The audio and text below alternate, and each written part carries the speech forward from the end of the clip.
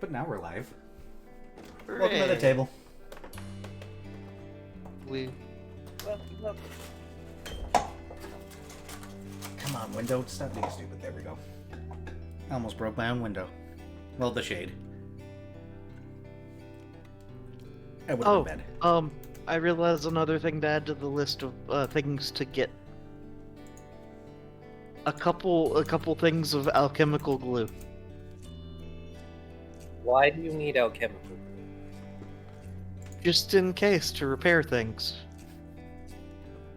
Realize Darren is not going to get this on principle because it's you asking, right?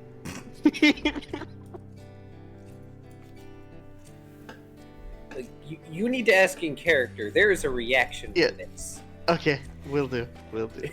Let's get the recap going. Yes, before we actually start without meaning to.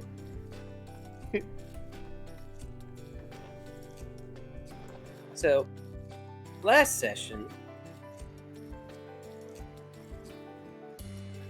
we all started off having finished our work helping Darren's family, and it was about time for us to go. But of course, we have benefits from having helped both Darren's family and Minuet's family and the Davidsons. Specifically, we are getting seller price for meat and chickens. Specifically, however, we decide to get meat.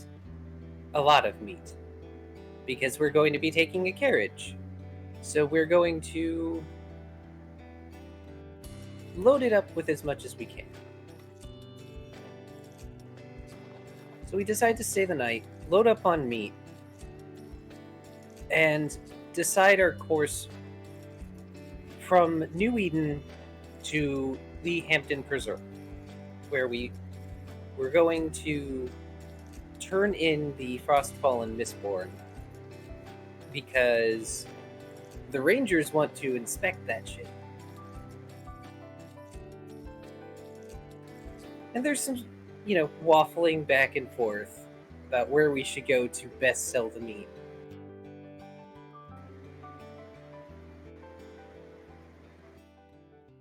And we decide to take ourselves to the capital city of Galarath.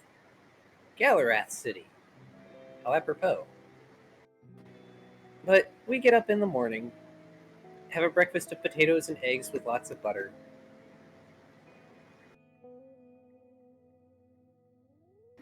And Darren receives a message from the local chapter that HQ at the Preserve want the chest taken there. MS-09. Which kind of coincides nicely with our crew's plans. So, since that takes us close to Galarath City, it's kind of beneficial to us. But before we go, Darren's mom requests that, since we're going to the Preserve, if we could get some weapon polish made by the Rangers, and she gives us 10 GP. Which, you may guess this, but, it's the whole mom thing of gives you too much so you get to keep the change. Grandma hugs her head all around, especially grandma hugs for everyone, and then we get nudged to leave before it's too late for us to depart. We take with us 100 pounds of beef. For those that are not aware, that is a lot of beef. That is more weight in beef than a small child. I mean, to be fair, I would consider more than that a lot of beef, but that's just me. To be fair, we also only had 500 GP of spending money. Yeah, it was what we could afford, not what we could carry. Yeah, we also bought 2 arcane fuel crystals in case there's no wind, so... Yeah. But we arrived at the docks, and lo and behold, the dockmaster informs us to check our ship, because apparently many things have been robbed from the area. Slowly tilts head to stare at the GM. You left him alone. That's not my fault. We told him to behave. We gave him a task, which Dat managed to do, kind of. And of course, we get to the ship, and many things that are not ours are on there. Darren is very unhappy. And everyone tries to impress on the rope dragon that repeatedly stealing from places we go to could lead to trouble. And Dad is kind of unfazed by this, but understands it would be bad if we became implicated in robberies. So he's going to try to not repeat steal from places we go to, if possible. He was But bored. I don't think that we actually solidly impressed on him the fact that he shouldn't. Well, I mean, we did kind of tell him that if we get caught and implicated, the ship could go away. You know, the ship that is Dad's home. It just may take some reminding before we go to port every time. Though he apparently knows damn right about the druids. Yes, the Rangers and the Druids, which will come later. So, Just Darren remember, he tries is a dragon and he lives on dragon principles. The 3 principles are it's either mine, will be mine, or it's food. So, Darren tries to do the navigating thing, but Minuet hovers over his shoulder because Minuet is better at navigating than Darren is. And points out a good path above the Gallerus City Island, around its west side. But that night, Dat treated the party to linguine and butter pepper steak. And everybody felt horribly, terribly full the morning after. And it takes a few days for us to get within the cluster limit, during which Ix is allowed to kind of drive/train herself, sort of, under Darren's purview. But after we get in the cluster limit, Darren starts taking over, and it doesn't go entirely well. I know it didn't go spectacular, but it didn't go terrible. It didn't end in tears. It didn't end in a broken ship, we're fine. But after we hit the cluster limit, the next day, Ix noticed that the Meridina Sky Patrol are abnormally close to the islands right now. And one of the things we learned is that Ix's guild is forbidden from working with them. Ix's guildmaster particularly has called the Sky Patrol vigilante jackasses. And generally, there's a lot of disdain going around in her guild, rightfully so, about the Sky Patrol. But she spies at least 3 Sky Patrol ships on high alert. Next day, there's multiple merchant ships leaving the area for some reason. And Ix notes there's a bunch of logos of high-end noble families leaving the area. Hey, less nobles for us to deal with. And then we dock and take the extra step of picking a decent place and prepare to offload a decent chunk of our beef supply. And it would be a lie to say we weren't curious about current events as well. But I should speed this up because there's still like 11 pages. So we go through some bureaucracy, which is helped by Ix, as opposed to Darren, because Ix is strangely polite with the clerk, and there's that sort of, I dislike you, but we're going to do this anyway and be nice because it's our jobs. And we get a stand with which to sell our beef.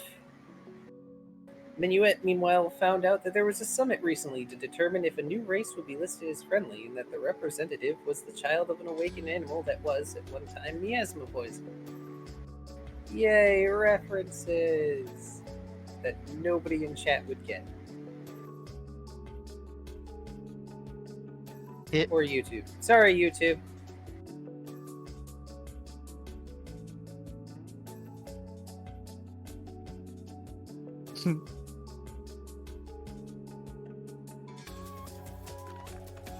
Yeah, no, that is not a stream-friendly game. It is not Stream- It is not FSG. SFG.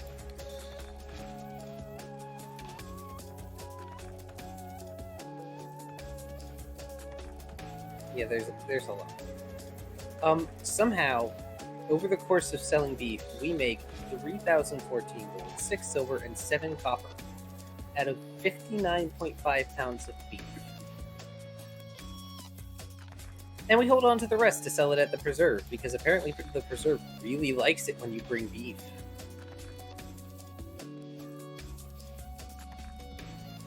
So we're tired from selling, and we all rolled stupidly high in our sale roll. That's the only reason we made so much.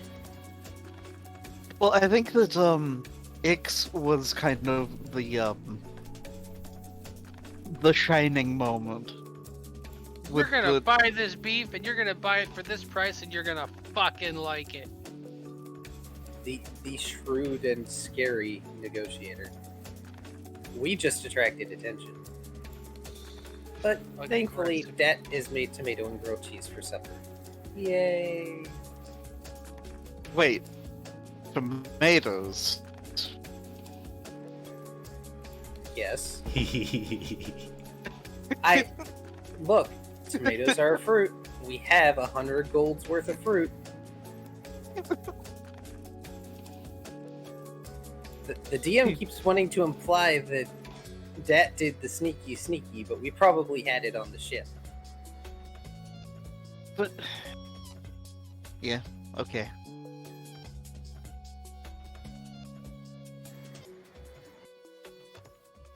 Anyway, we head to the preserve. But due to the slowdown because of cluster airspace rules, darn cluster airspace rules, it takes us 3 days to get to the dock we want to get to.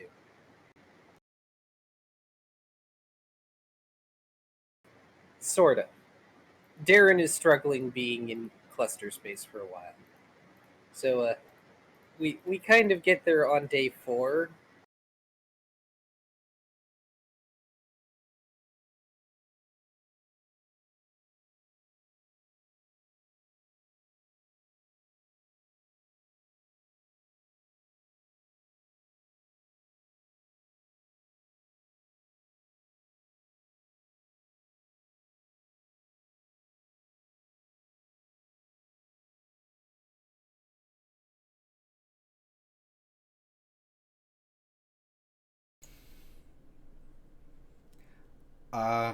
Hold up, the audio broke suddenly.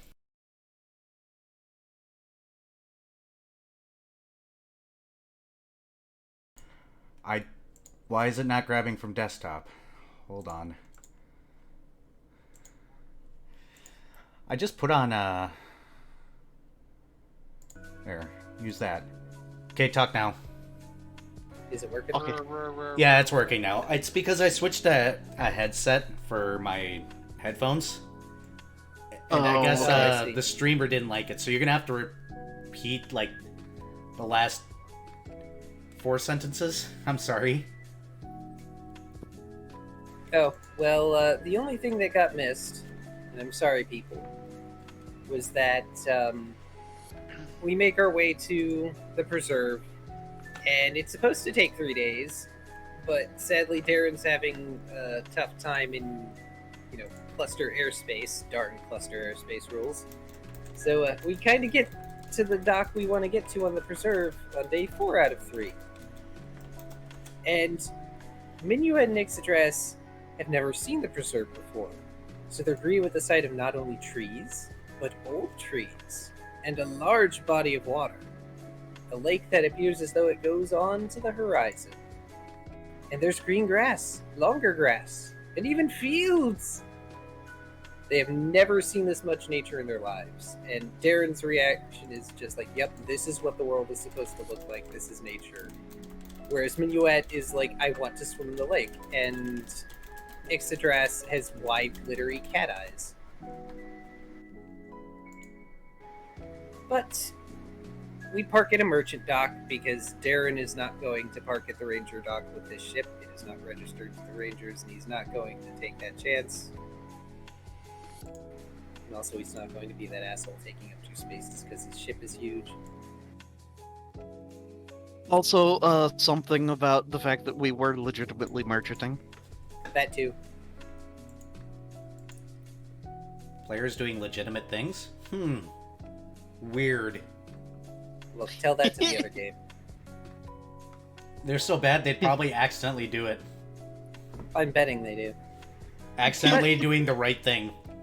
We pay for a short stay because we kind of intended a short stay. And we have to wait for a druid to inspect the meat we intend to sell. Druid comes in, inspects the meat, notices Dat, bows to Dat even though Dat is hidden inside a kitchen cabinet like usual. Dat permits them to proceed. And then we get a note from the druid when they're done that we may sell the meat for up to 40 gold pieces. Druid bows to Dat again on the way out, and Dat has a moment of annoyance at being found out, besides being sneaky and hiding. And then Dat gets teased by Ix and Darren after the encounter. You receive reassurance that the rope dragon won't be taking anything from any area on the preserve. But we have a bit of a discussion, and we decide to sell the meat for 30 GP per pound rather than 40. And also advertising the price as a reduction for the benefit of the rangers and locals. And early on in selling, and we sort of do the whole carpet selling thing because, we have sale-worthy cloth, might as well. A lanky wolfkin walks up that Ix doesn't recognize, but Darren and Minuet do.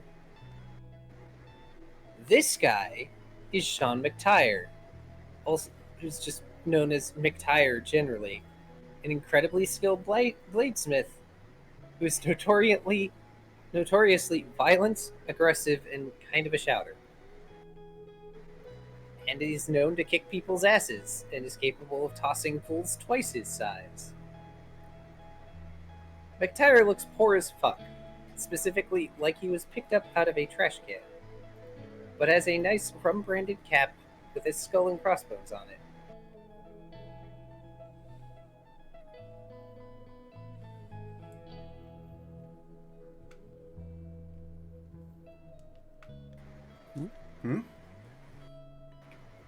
Sorry, I had a moment. Oh. I needed to breathe. Oxygen is good for the brain, I hear. Yeah, well, we still have pages to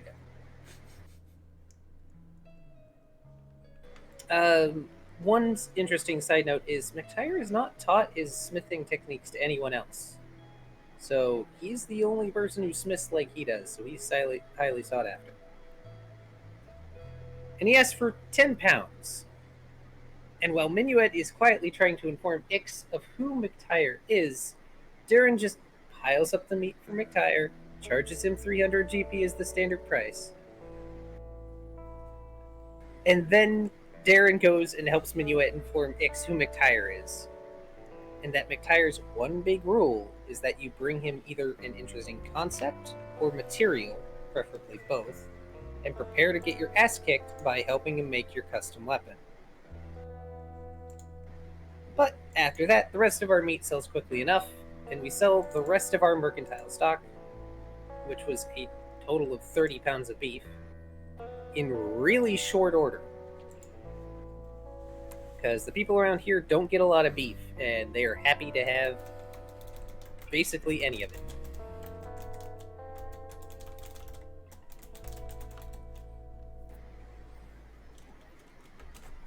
So, we go to get the chest and the creature off the ship, and the dock workers bring us a manual cart for us to haul the creature with because they recognize Darren as a ranger. So, yay, extra help. And we pass through a residential area where buildings are constructed with a deep respect for nature. Some of them are made out of trees, which is really weird for Ixadrass, who has very little experience with such things. Ix is a city kitty. Oh. Meow. we get to the ranger area with an obvious training grounds, and Darren goes to take the chest and the creature to the main office because he's the only one who can lift both. Also, he has the trolley, so.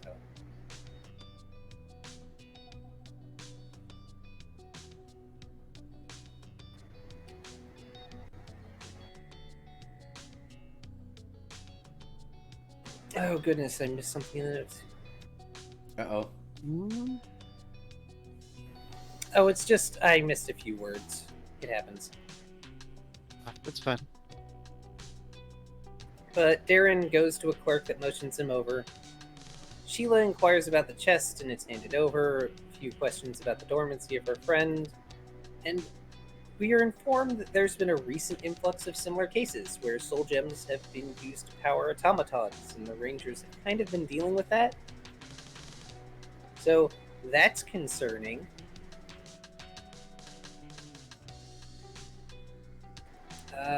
Darren barely gets done when it comes to the creature, mentioning it is a mistborn frost abomination, before the medical corps are called in and they drag it away, telling the clerk to compensate us and replace our rope.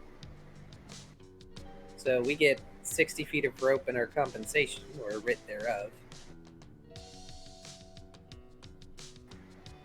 And then she asks if Darren's going to be returning to his post. And for a minute, Darren's ready to do it. And then he pauses and realizes that no, he really doesn't want to go back to being a clerk. It's not what he became a ranger for, and it sucks to sit behind a desk and not do the thing he came to do. And he states that he wants to become an explorer. I should get a bottle of water after this recap. And the clerk keeps asking Darren if he's certain, and basically goes, yes. And she lets him know this requires an interview with the captain of the Explorer Corps, and Darren goes, yes, I'm okay with this. So he signs the papers and informed in like 3 or 4 hours he's probably going to meet the captain to convince them that he is ready for such a position.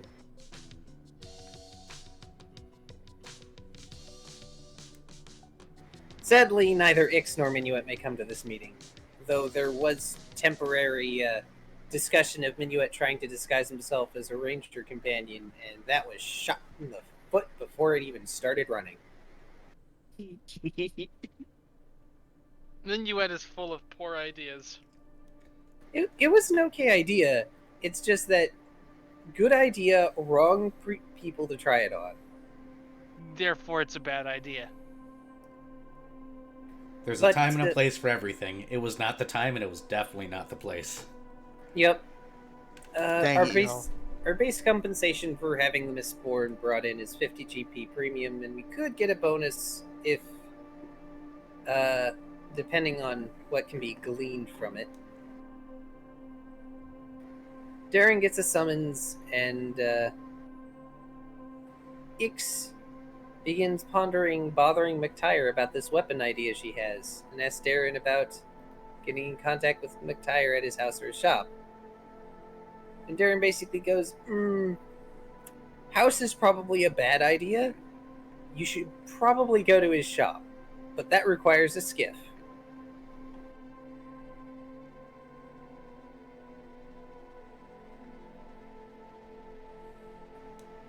But Minuet asks about getting the Mistborn's fangs and claws, hoping to acquire them as trophies, or at least for Ix. And yeah, that's a thing. So Ix takes the ferry, followed by her crew, to a location where she can get a skiff to go to Mctier's shop.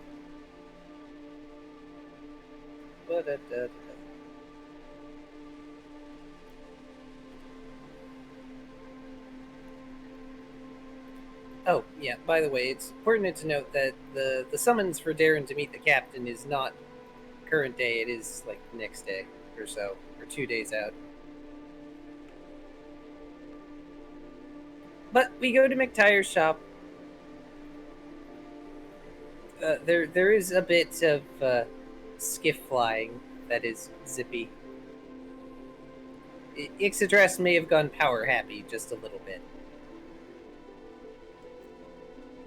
Insert maniacal giggle. Yeah. But- Do the maniacal laughter.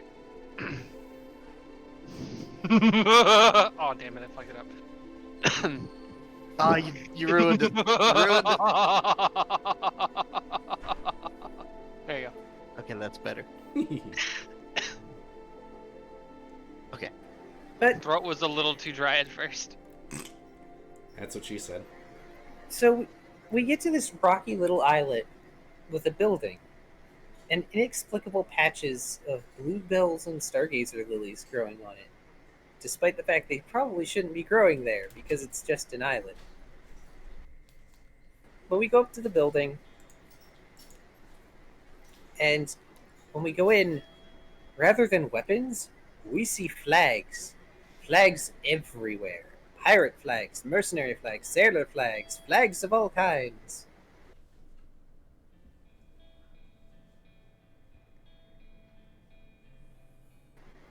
And in the back is Mctier, lanky wolfkin angrily beating metal.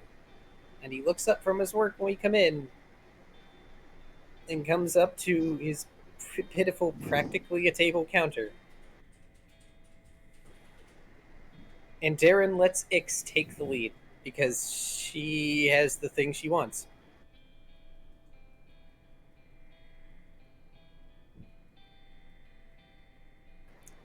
But she gets paused mid-conversation, and Mctier tosses weapon polish at Darren, telling him to clean his damn weapon, since he won't have one of his pieces looking as Darren's currently does. Because Darren's Lucerne hammer is kind of in need of maintenance, and he has been neglecting it just a little bit.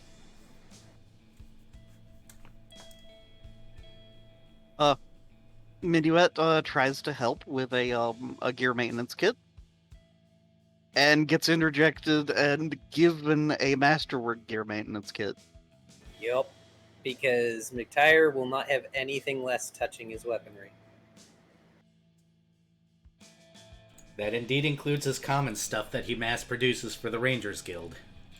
Yes. And while Ix presents her idea, Minuet also puts out the idea of using the frostborn claws and teeth in the weapon, which Mctier is amenable to. He thinks it's interesting. But since we don't have those today, we'll bring them tomorrow. Maybe. But Ix acquiesces she's going to help make the weapon. And Minuet asks if he can help, but Mctier has other things he can have the fox do. The forging, however, will take 2 weeks, so Darren will need to pay the ducks for 2 weeks when the crew return for the day, which, I ended up doing that in advance because I was smart. Right. And then Ix takes the wheel when we leave on the skiff and goes on a power trip again, so we're, wandering off for a bit. But we get back, Darren sends off weapon polish to his family. And yes, there was like 5 GP over the needed amount because just got given the weapon polish basically. And then Darren goes to the Explorers Corps office on the last day, well, the original quote-unquote last day we were supposed to be docked, as in day 4 of being here.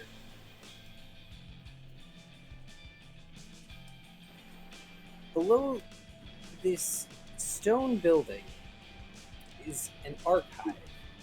All the knowledge the Rangers have collected thus far, which is a lot. Because the little world lore, the Rangers are kind of the group that are searching for the reason and the cure for the miasma that plagues the world of Olorun. And they have yet to be successful in purging it, but they're not stopping anytime soon. But he goes in, sits in an interviewing room with a long table, a small chair, and a large, more ornate chair. He sits in the small chair like a smart man. The large female Knoll arrives with a cup of green tea because the clerk asked him what kind of tea he wanted, and he said green tea, and he was fine with it just plain. He was told that was a good answer, and it probably was. But this Knoll is clearly the captain of the Explorers Corps. And she seats herself and begins interviewing Darren, and is by no means gentle about it, questioning whether or not he has the resolve to withstand becoming an explorer. She tosses aside the table as she approaches him, stares him in the eyes, and tells him he gets one chance.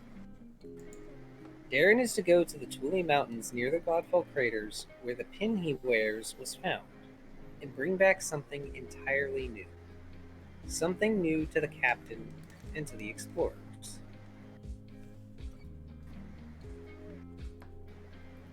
See, another thing I glossed over is at some point previously, Darren asked his grandmother for a story. And she told, kind of briefly, the story of when she found a dwarven ruin in the Thule Mountains. That is exactly where Darren is being ordered to go. Big shoes.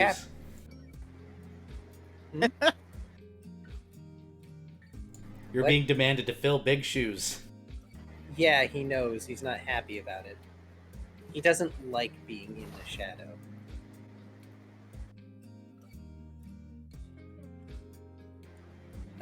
And the captain of the Explorer Corps also apparently knows Darren's grandmother.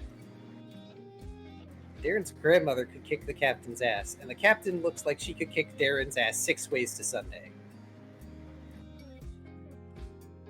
But Darren is not to return until he does find something new as the captain in the Explorer Corps.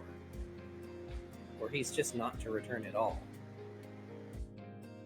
And Darren, being Darren, replies, understood.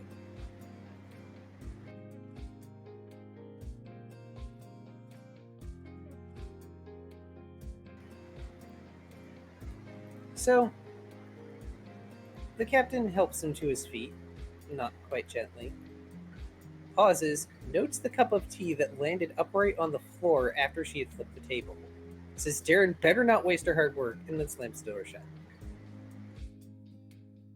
So Darren takes the tea, and notice there's a flask with it. So he drinks the tea, and then he drinks from the flask. The flask is very strong alcohol. It's a good thing Darren didn't drink that before the interview. So the whole room is wavy and spinny, and Darren kind of needs help back to the ship by both Minuet and Ix. And once on deck, Darren collapsed on Minuet. I abbreviated a bit here, but Darren kind of babbled semi-incoherently when asked about how the interview went, and Ix eventually greases him and slides him below deck with a bunch of thumps, since Minuet is not nearly strong enough to drag his friend. So, Darren just sort of was sliding down to below deck. Oh man, you glossed over the best part. Yes, he drunk spoke. I'm not repeating it because I can't.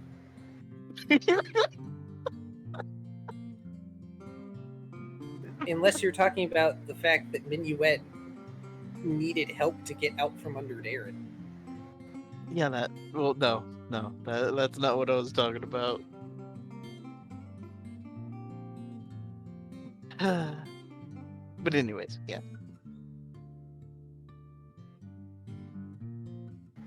Yeah, well, if people want the best part, they're going to have to go and actually watch the last session. That's fair. Good lord. And a lot happened in the last 30 minutes of last session, because there's still a whole, 4 pages.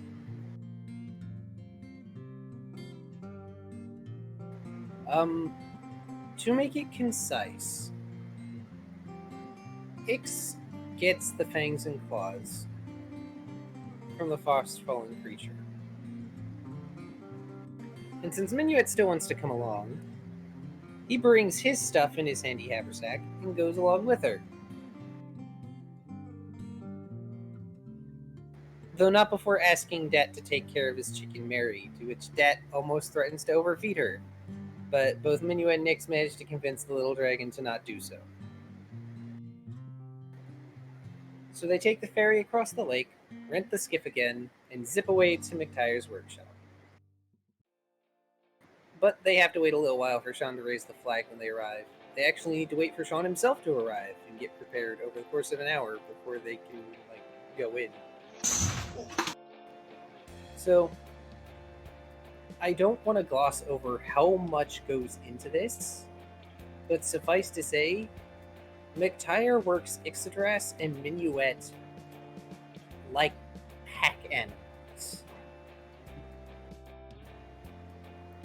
He beats into them, figuratively and perhaps even literally, over the course of a week. Smithing techniques, and specifically for Minuet, learning the melting points of different metals and how to press molds.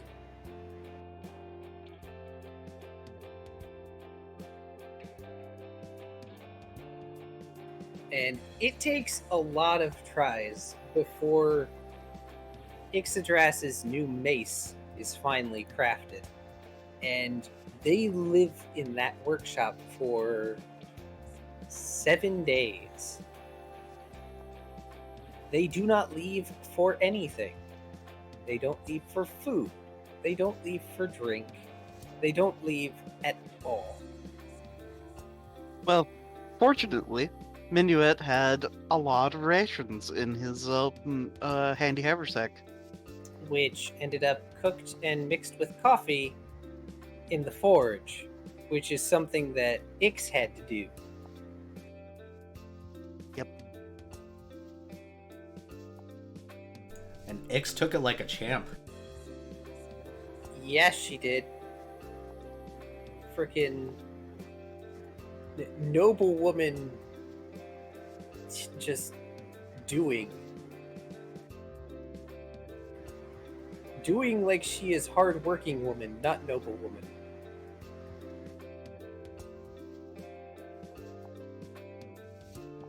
Ix is far from your average noblewoman, to be fair. This is true, otherwise Darren would hate her. There's a reason why he didn't charge her at the end of the day. Yep. Because, hey, Well- look, something interesting, a noble woman I don't hate. Well, it kind of seems to be a running theme that each of the characters is kind of seeking to escape their fate, kind of. Just saying. I mean, there's a pretty apt description of all three of them right in the first line of the Lunar Nimbus description. Yeah. Written Once by you our fuck up- lovely Kai. You keep trying to tempt me into making descriptions for each episode, and it might happen. If you do, I'll throw it in the YouTube description. Oh god, I would have to read over the session notes again. It's fine, this is why I make little cliff notes at the start with the title. So, Oh dear.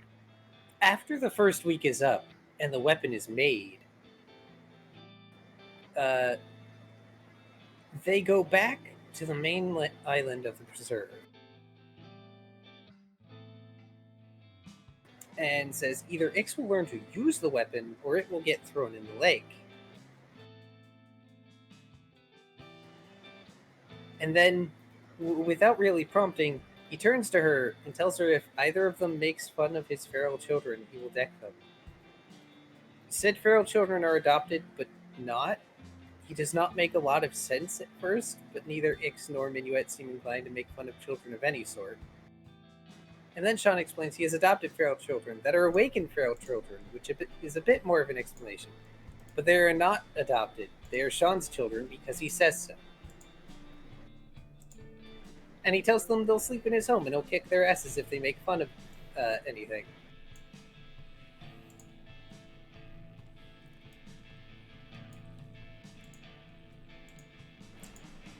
and they go to Sean's place.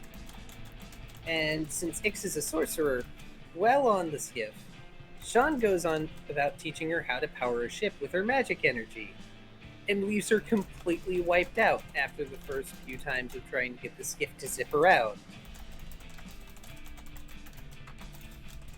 And during this second week, Sean kicks Ix's ass again with training, punching things and demanding she do as much damage as he does with her new mace.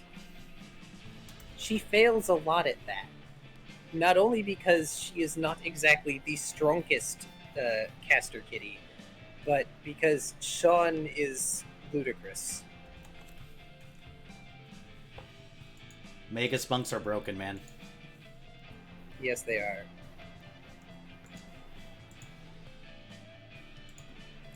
Eventually, she becomes proficient with her mace, but not before she challenges Sean, and he shows her exactly what he can do. So, at the target, Sean pulls out his bow and obliterates it with an arcane arrow. There is no target, there is no arrow, it's gone. This, however, seems to be incredibly motivating for Ix. I left an important note here and even headlined it in the notes so we can't forget it. Ix spent her level 5 feat to obtain proficiency in her weapon now, and thus does not obtain a feat for becoming level 5. Yep. In other words, she got it early. So when it finally comes time to leave, Sean stops things to tell Ixadrass her weapon has the special property of being able to channel her spells through it, if she can figure out how. As the training is completed and Sean moves to leave, he pats Ix on the shoulder and notes her necklace, telling her Mctier has a church to the god the necklace is a symbol of, and just leaves Ixadrass with that. And by leaving, Sean just dimension doors away because he's a jerk like that. On the bright side, at least through all this, Ix and Minuet have met Sean's husband, who is the kindest man they've ever met, in addition to all the adorable feral children Sean previously mentioned. Oh yeah, and we all leveled up to level 4. Also should note that with those parting words from Sean, you could almost see the question marks floating around Ixadrass's head. Because she had no idea that her necklace had anything to do with religion. She just sort of found it in her fucking bag while on her trip, while on the flight where she originally met Darren and Minuet. Just kind of appeared there.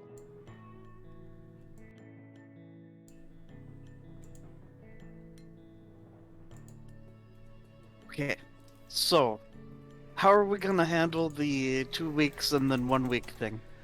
First we gotta handle the 1 week for Darren, what he does with his first week of basically free time.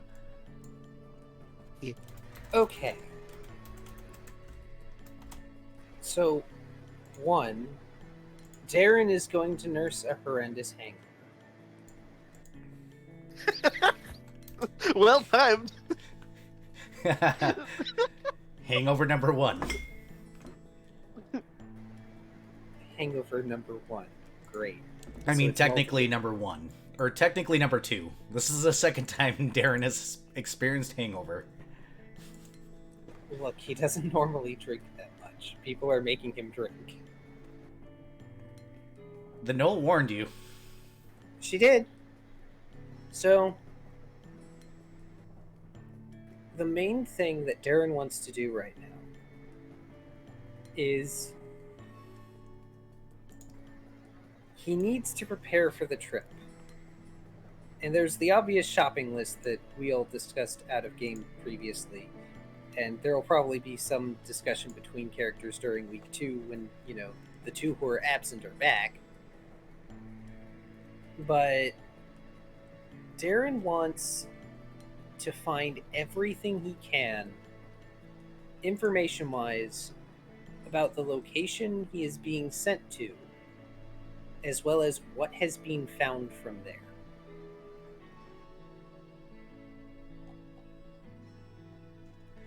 Alright, so you're doing research then. Yes. Alright, let me pull up the skills list that... The thing that I should have done before we started. Oh. Pull up an empty character sheets, that way I can reference at the drop of a hat instead of, you know, now. You need like a little screen capped image of like the skill list or something. I play too many different versions of games to remember one, unfortunately. I'm gathering you're probably going to go with what, like, one of the various knowledge skills, or... It depends on what he wants to study first. If he wants to study the history of the area, if he wants to study the geography, if he's looking for landing points and stuff like that, that'd be local.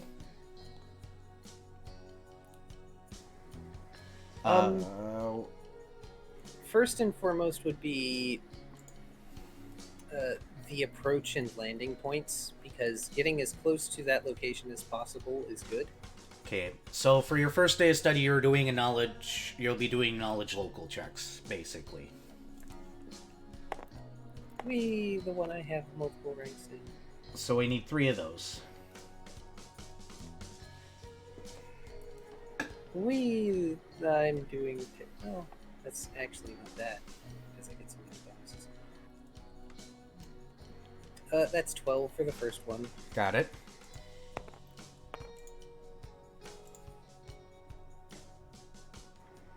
That's 11 for the second one. Motherfucker. I'm sorry I'm laughing, but... And 18 for the third one. Motherfucker. I mean, it's not bad. It's been a while since you've been in this library, so navigating it's going to be interesting. Bear in mind, you have 7 days worth of studies, so you can also continue to stack things up. The area you're being requested to go to, as far as you're aware, is in this area here. It looks like it's only been checked on once or twice since your grandmother's visit, which, by the way, yes, your grandmother's name is definitely on it. Known skyports exist here. Or, excuse me, sky towers exist here and here. Elsewise, you have to land probably somewhere up here or way out here somewhere around the islands themselves. So regardless of which of the towers he goes to, it's going to be a trek. It's just the 2 closest towers you have to trek through the mountains. That is one option. Otherwise, you can try and land it next to the Godfall craters, but wind is going to be an issue. It's going to be closer, but more dangerous. I bet you can figure out what your grandmother did. Yeah, she landed near the Godfall craters because she's amazing. She tried to. It didn't work out the first time. She took a sky tower. That is surprising. Generally, any references to his grandmother are of heroic feats. Generally, but not everybody can handle the wind. The areas in this thing... Have you ever heard of that one hole they dug in Russia where you can't even fly a helicopter near it without it getting tossed out of the sky? No, this is news to me. So there's a hole in Russia. It's a strip mine style hole where they tried to dig as deep as they possibly could just because they could. You can't get a helicopter within like a half mile of it without it being tossed out of the air. It's a no-fly zone. The winds around it are terrible. These craters are that issue. That's terrifying. Let me see if I can find that crater.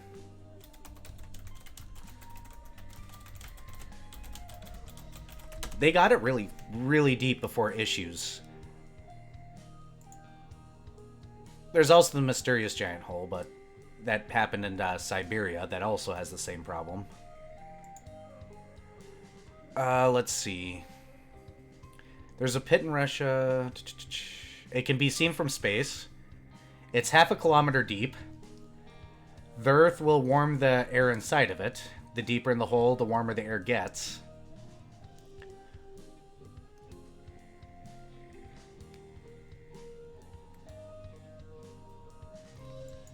I can't find the name of it.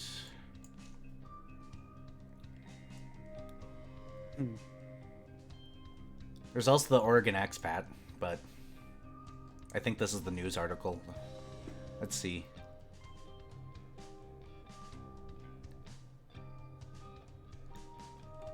You can find it.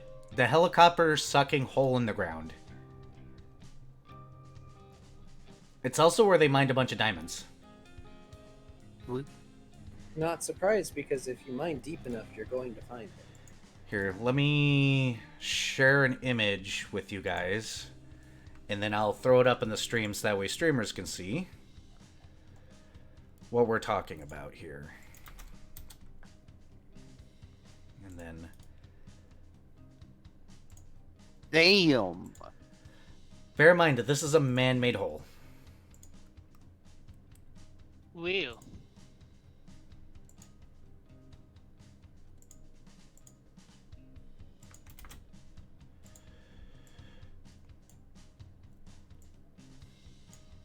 On a side note, diamonds are a ripoff.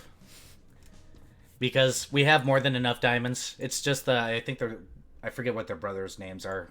Have all the supply and just slowly leak it to keep demand up. But yeah, that's a giant hole in Russia.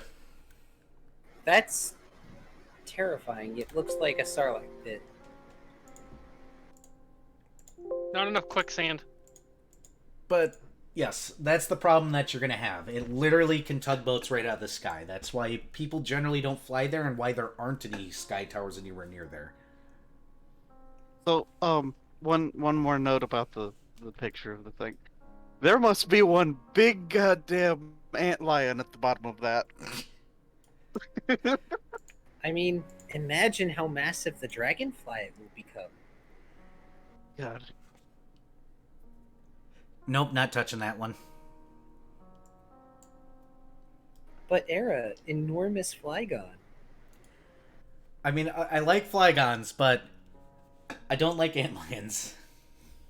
That's fair. They kind of scare me a little bit. Especially as a player in D&D, because how many characters have I lost to those bastards? You've never told us, but I'm betting it's more than one. 3. Oof. They're not called antlions in D&D, but I have lost 3 characters to antlion monsters. Wait, are you talking about Umber Hulks? Yes. Oh, those no. things. I've lost 3 characters to those alone. I hate them. I very much hate them. Oof. Things I won't do to you until I'm really sure you can handle it. Umber Hulks. Aren't they like CR5 though? Yeah, the problem is that if you fall in the pit, it is very likely you're going to lose your character. The Umber Hulks I know of are bipeds. Yeah, wait. Are we talking, what, purple worms? No, Or, maybe I got it backwards. Hold on. Not Umber Hulks. There's Hokors? There's something. I'll look it up later. It doesn't matter. There's burrowing bugs that will drag you underneath the ground. Yeah, Oh, Umber Hulks Ankeg. burrow. Yes, those, Onkeg. Oh, okay. those are scary. Those are like supposed to be like somewhere between CR3 to CR6, but those are scary. Yeah, I've lost 3 characters to them.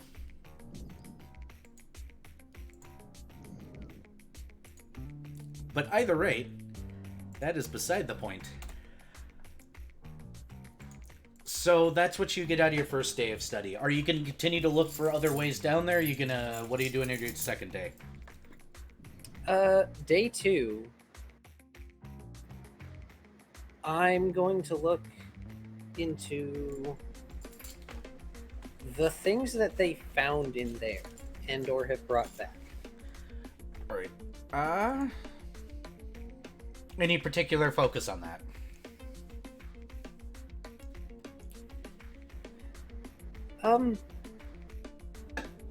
Not really, because he doesn't know what they brought back. He just wants to know what they have found in that exact location, because that's where he's being sent, so it has to be something new from there. Knowledge history roll. 3 of them.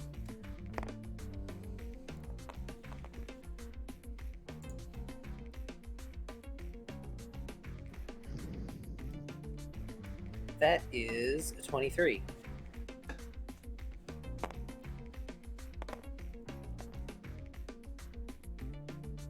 Net 20. That's a 27.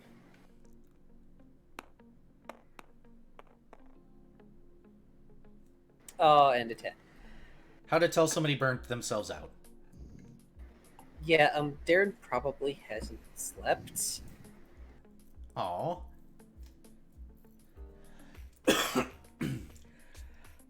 So far, the pin is definitely one of the artifacts that has been brought up. They have brought in fractured remnants of what looks like some sort of religion and daily life back up so far. This includes very, very weak mining tools, a couple of what you believe are to be religious icons, a couple of things that seem to have been at magic once but are completely lacking nowadays. And that's about it. It looks like travel between the spot and there has been rather difficult, so hauling something back has not been an easy task. So, his pin, fractured religious artifacts, religious icons, mining tools, and items that appear to have been important. Been of magical quality once. But they're not sure what they did. They seem like magical implements of some form.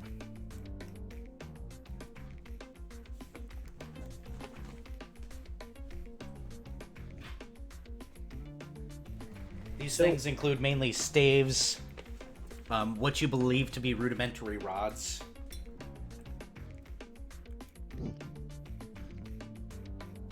But extravagantly basic things. Things you see in most communities.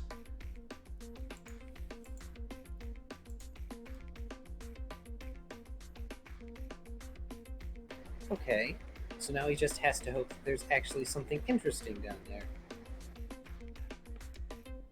So, are these items that are just recorded, or can he actually see some of these things? They are recorded. You can actually go and see the things, but you'll have to talk with the Explorers Guild to requisize the items for you to inspect, which you might want to do the next day.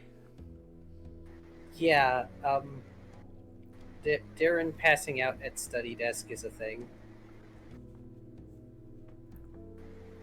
He's going to ask about that the next day, because if he can actually inspect these items, it would be helpful to him. They'll bring them out. It looks like they have some pottery, specifically. It looks like they have some old worn tools. You can definitely find a dwarven pickaxe or two, or what remains of them. It's been 300 years after all, if not longer. They don't bring anything tactile. They do bring out the staves, and it looks like 2 rods very specifically. The religious artifacts look like they're broken necklaces that have some sort of symbol that is no longer really in one piece enough for you to tell what they are. They're estimating they're religious because they found multiple of these necklaces. And some say that there looks like there was some sort of remnants of a statue, or maybe some sort of church or chapel that was there.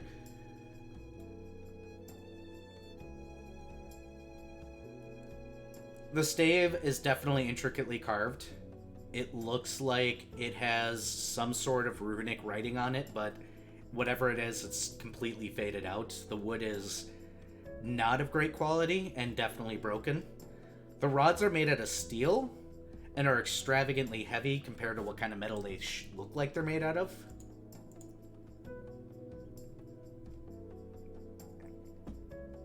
But you can't really discern what they were used for.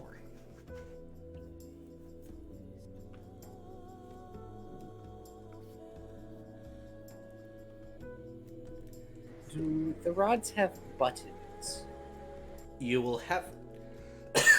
Excuse me. You will have to roll on that.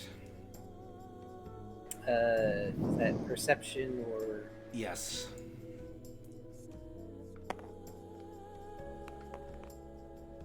I will be right back. Okay. That is 21. The rods don't have any discernible buttons. They seem to be steel. Maybe some sort of copper base. It's kind of hard to tell. The metal's fairly old. They definitely have a core that is not metal, though. There's something heavy on the inside of them.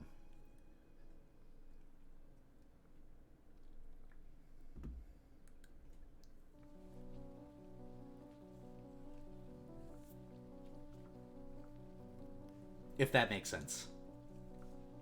No, that makes sense. It could be like a lead core or something.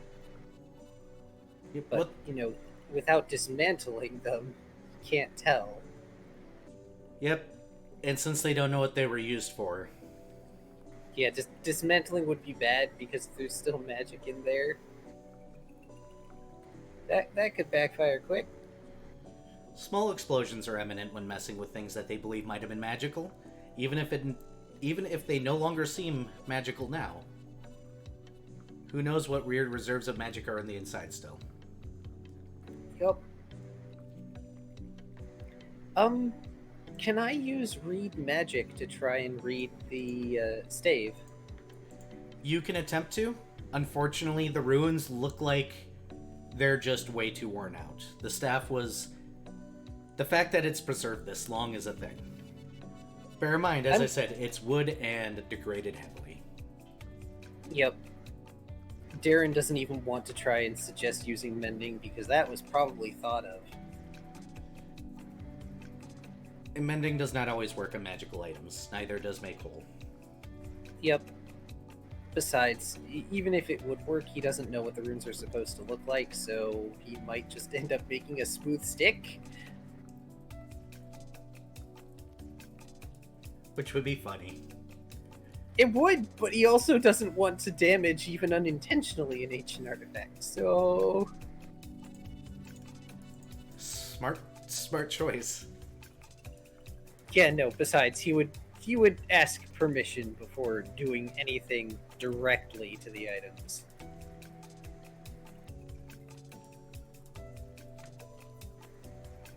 Okay. What about the pottery? Is there anything interesting on that, or is it just broken pot with fancy stuff on it? They're pottery. It's pottery. It's very common. It's not even intricately done. It's just pottery. This is the kind of stuff that's pulled up from towns and villages underneath the miasma constantly.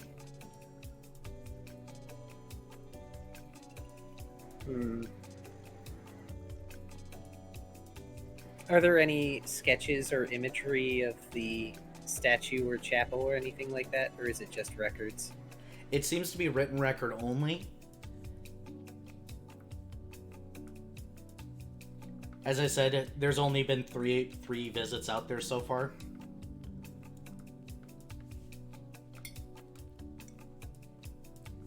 Not everybody can draw.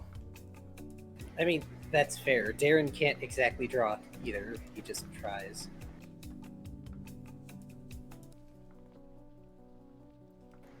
Okay.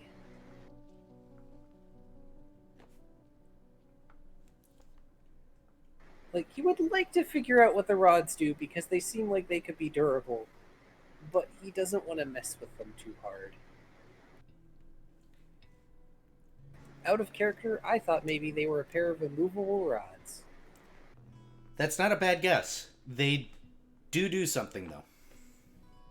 I figured they'd do something, but, not sure what. I could try messing with them a little, if he gets the permission to do so. It depends on what. You have to submit paperwork.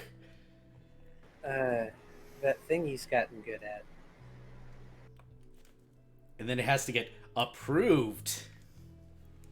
And how long would that take? Depends on who's watching you right now.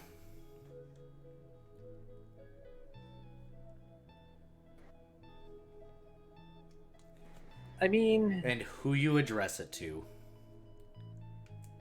There's only one rank 5. There's a handful of rank 4s. You could probably try and submit it to a rank 3 and wait. The higher up you go, the faster it's likely to go. Well...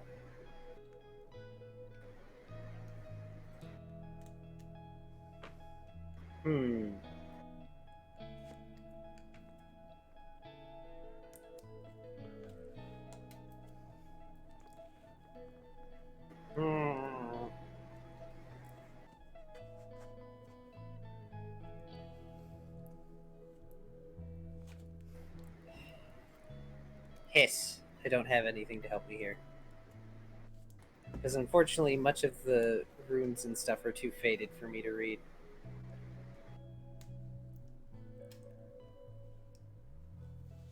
Yep, so you'd have to write a proposal and address it to either a rank or a person.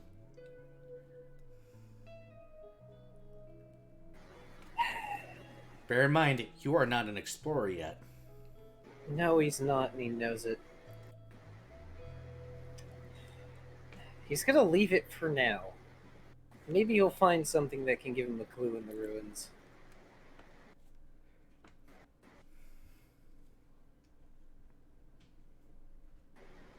So he'll relinquish the artifacts for now. Fantastic. You got about a half a day left to spend. Oh, goody. He needs coffee. It's not good coffee available here, but it is coffee. He's used to that. You can get better coffee from the Kahaki Islands. Yeah, well, we're not there yet. Wait. Needs to go there. Wait, so is it Kahaki Gold coffee? Now it is. God damn it. Don't blame me for your giving me. Why did I just? There's a pun there that I don't exactly understand, but I'm still amused. Kona Gold coffee. Yes. Oh gosh.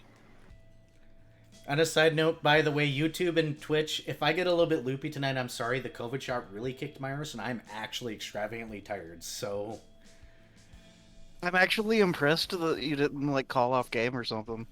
I refuse to at all possible English. I don't like doing that. Aw. I usually try to power through, even when I feel like absolute garbage. Yep. I know the feeling. Right. I guess we'll resume checking the records for... Let's check the records for threats. This will be another knowledge local. I will allow you to make 2.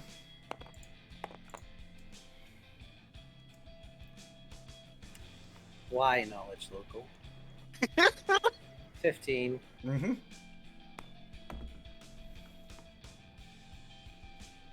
15 What? again. Why? Why knowledge local? Threats kind of go over the usual for the most part. You find a lot of things indicating that the area itself might have a problem, but you don't find it specifically yet. You believe it'll take a little bit more investigating.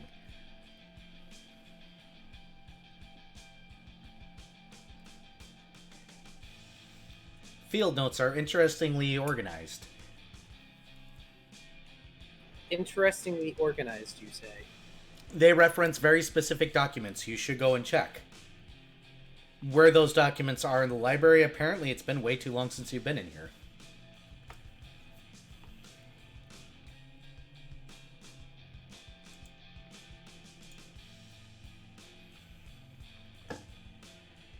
AKA you didn't roll high enough. So that was day 3. On to day 4. Yay! Where do you want to focus? We're gonna focus on threats because this time Darren did the smart thing and actually slept. He slept under a table, but he slept.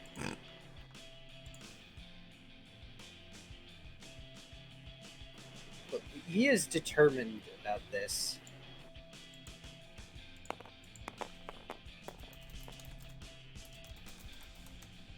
Okay, that's 20. Good. Can I get above a 10? No. No.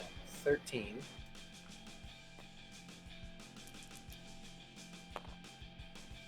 Motherfucker! Wow. Alright, no, I'm going to use my once a day... I should be using this daily anyway. I'm going to use my once a fucking day reroll on the World Traveler. There, 26. All right. How mean do I want to be? I'm kidding. I'm kidding. I'm not gonna be mean. Oh no. You didn't get out. No, I'm kidding. No, so you do find the very specific field notes that were referenced. You managed to find them in the morning, but they're not organized properly at all. So by midday, you're actually just trying to reorganize the notes on a piece of paper. It turns out your grandmother was not great at keeping field notes. It also turns out that the checkers, also who verified things back when your grandmother was active, didn't rewrite anything on their backups. It was just, they said, yep. Very specific threats include the temple has unknown rock organisms that seem violent and are unknown, or they don't know how to handle it. There is a known mine in the area that seems to have something down there, but ominous sounds from the inside indicate that miasma-born beasts of some form reside there that they also could not check for safety reasons. The town is infested with your favorite daddy long legs, as well as a few other bug-type things that seem to be eating the local fauna that grows back unusually quick.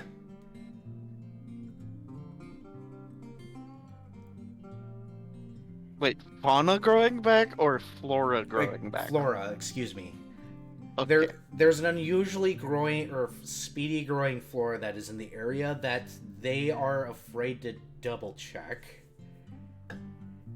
It has been described as something akin to a tumbleweed. Despite the green air or the area around it being very green, some of these bugs have only been observed in this area, but the descriptions are short, as the bugs are known to be bitey. Quote-unquote bitey.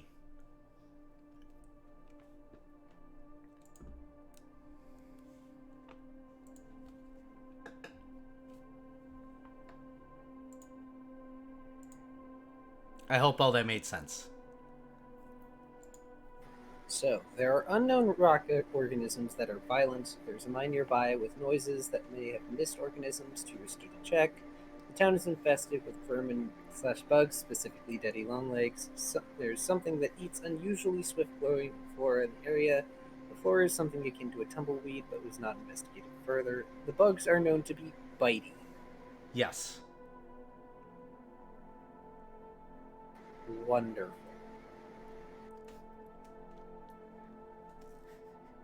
So you know what this tells Darren? I'm evil. Yes. This tells Darren that he needs fire. Smoke on the horizon. How we lose all credibility on YouTube.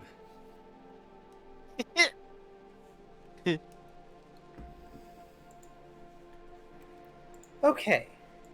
So we have points of landing. We know the point of entry. Yes. We know the general threats. We know what's been found here.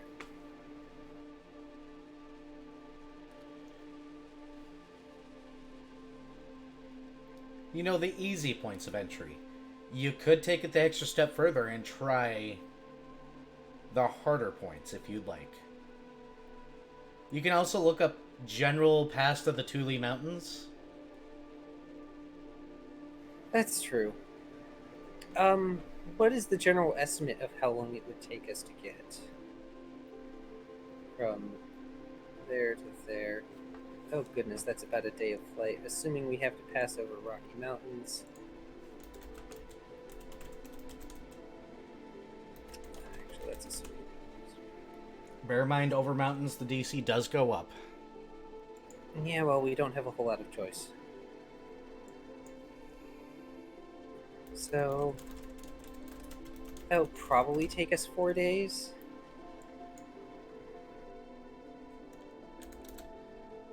Which is 8 days to and from, if we're being conservative about the number.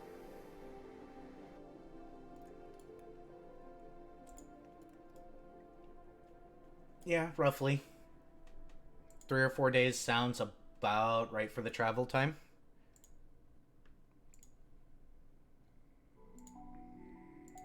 Vari, don't be upset with me. What? Why are you?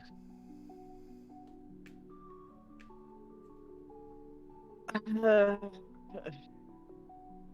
I yeah. Oh dear. You, do we need to, Viv? I think you're the only person that should be allowed to link anything in the chat, stream chats. That way you can just link the shit posts that you give us mid game. Because I don't think I can share these easily.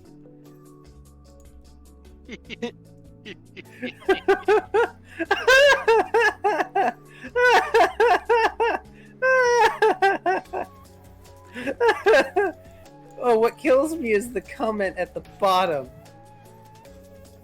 Yeah. I was tired of the sun. I wanted to make it rain, so I thought the best way to make that happen was to make God cry. Here, let me see if I can,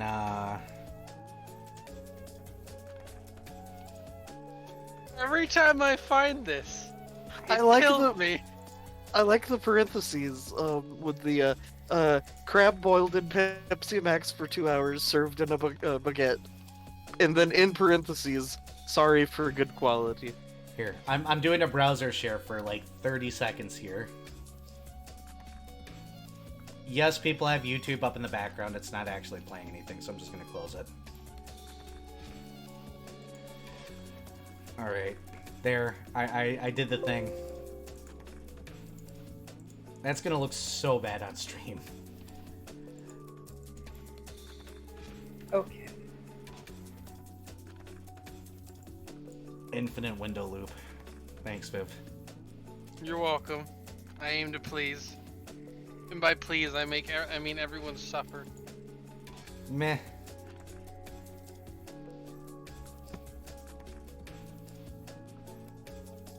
Okay, so we are.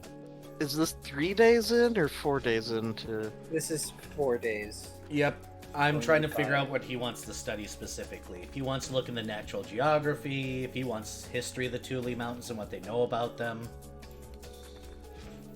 I know a thing that Minuet's gonna offer once he gets there, but yeah. That's a few days away. Yeah. Yep. Well, Darren is uncomfortable, but, you know, it just reminds him back when he was still in training. Okay, the geography first. Go ahead and roll 3.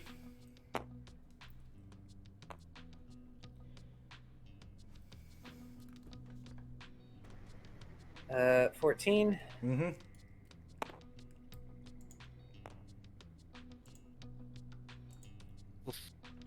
Gonna use the once day world traveler. Oh! Hold on. Well then, 25. Right on the edge. Okay, got it.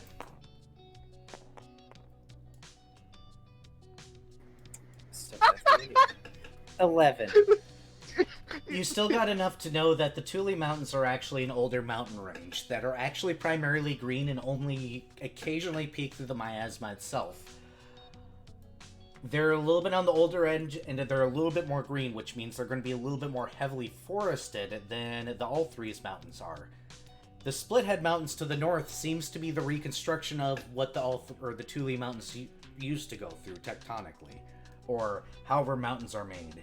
They're not 100% sure because they can't find any faults. The world is a lot bigger than this, and it is known. But these mountains are known to be fairly old. You can just barely see them over the mist. And they're green. They have more forest than other mountains. Yes, you also know that they happen to have higher wind concentrations, just generally speaking more consistently. They're not as high as they tend to be in the Ulthries foothills, but it's more of a consistent thing, mainly due to the Godfall craters.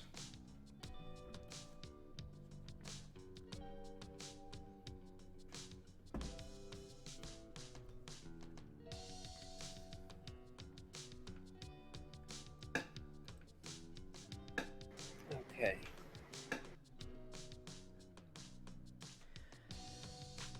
Well, it's not a lot, but it is useful information. This also means if we get, like a two-person saw, we can probably get some wood. Miasma poison wood, but yes, wood. That's fair. You take your chances sometimes. Just, if it tries to eat you, just bite it back.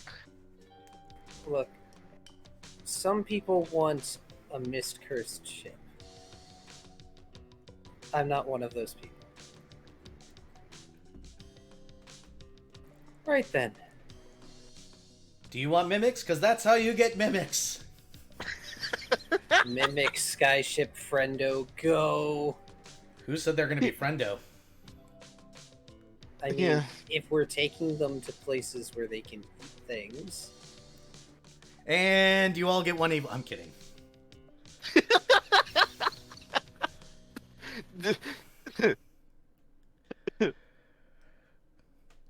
Don't leave things One like that up evil to voice. the DM. But clearly we're going to encounter a mimic skyship now. It is Oh foothold. god. There's 5 in this world. I don't know which party's going to run into it first. There's 5? Yes. That's 4 more than I thought would exist. There's 5 Insert what evil now? laughter. There's 5 5? mimic skyships because people were dumb enough to take miscursed wood and make ships out of it. Who said that Oh, all of the no. people took miscursed ships and their ship didn't become cursed? Oh, from just crashing into the mist. I have concerns for our ship. You know, if I had a copper piece for every time I heard about a mimic ship, I'd have 5 copper pieces, which isn't a lot, but it's weird that it's happened that much. Yep. Alright. I guess we're going to go for the history of the Thule Mountains now, because, well, it's the last subject. And Darren is getting tired. And then he took one day for rest. Okay, roll 3. Geographies. Or histories. Geography? One or the other, you choose. I was going to say history because that seems like the most pertinent. Even though geography is higher, history is the pertinent. Okay.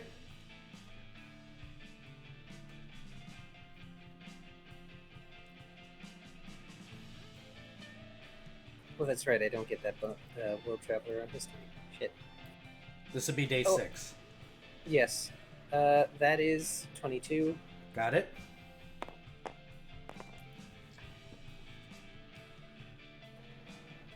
13. Yep. Gosh, dice rolling back and forth here. 21. Got it. As far as the history of the Thule Mountains go, they are known to be a fairly old mountain range.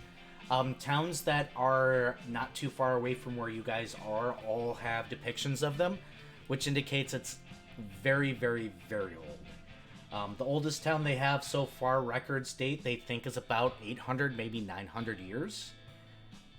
Reference the Thule Mountains. So they know that the mountains are fairly old, and possibly even more ancient than that. It's hard to date things beyond that because, the miasma kind of fucks with things after a while.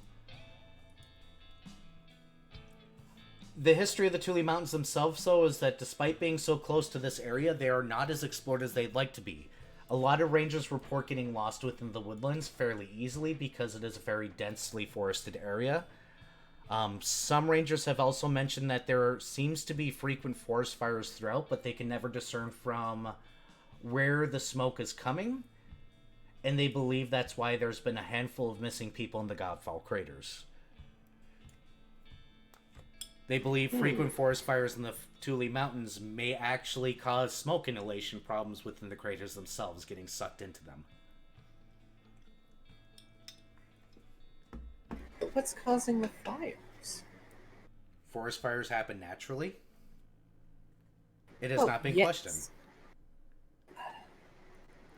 Yes, but you would think it's odd considering. Well, it has high wind concentration, but it doesn't necessarily have a high concentration of storms. Not really. Most storms are rather docile in the area. But at the same time, storms don't always create fire. Yeah. California is a great example about how just dry conditions can suddenly fire. Oh, that's true. As somebody from a state that has giant forested areas, those things naturally burn every once in a while. So it's not questioned. There may be more to it. You may be onto something. Most nature's experts will look at this, say, yeah, dense forested area, high wind, makes sense. And it's not like you can actually forestry the place because it's miasma. As I said, it's difficult to tell where the forest fires are. They can only discern when they're in the area that they're happening.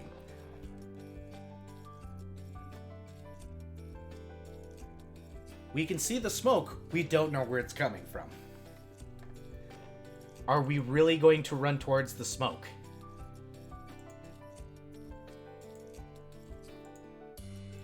Nah. Nah, let's not. That's probably even more concerning because it might not even necessarily be a forest fire so much as something in the mist.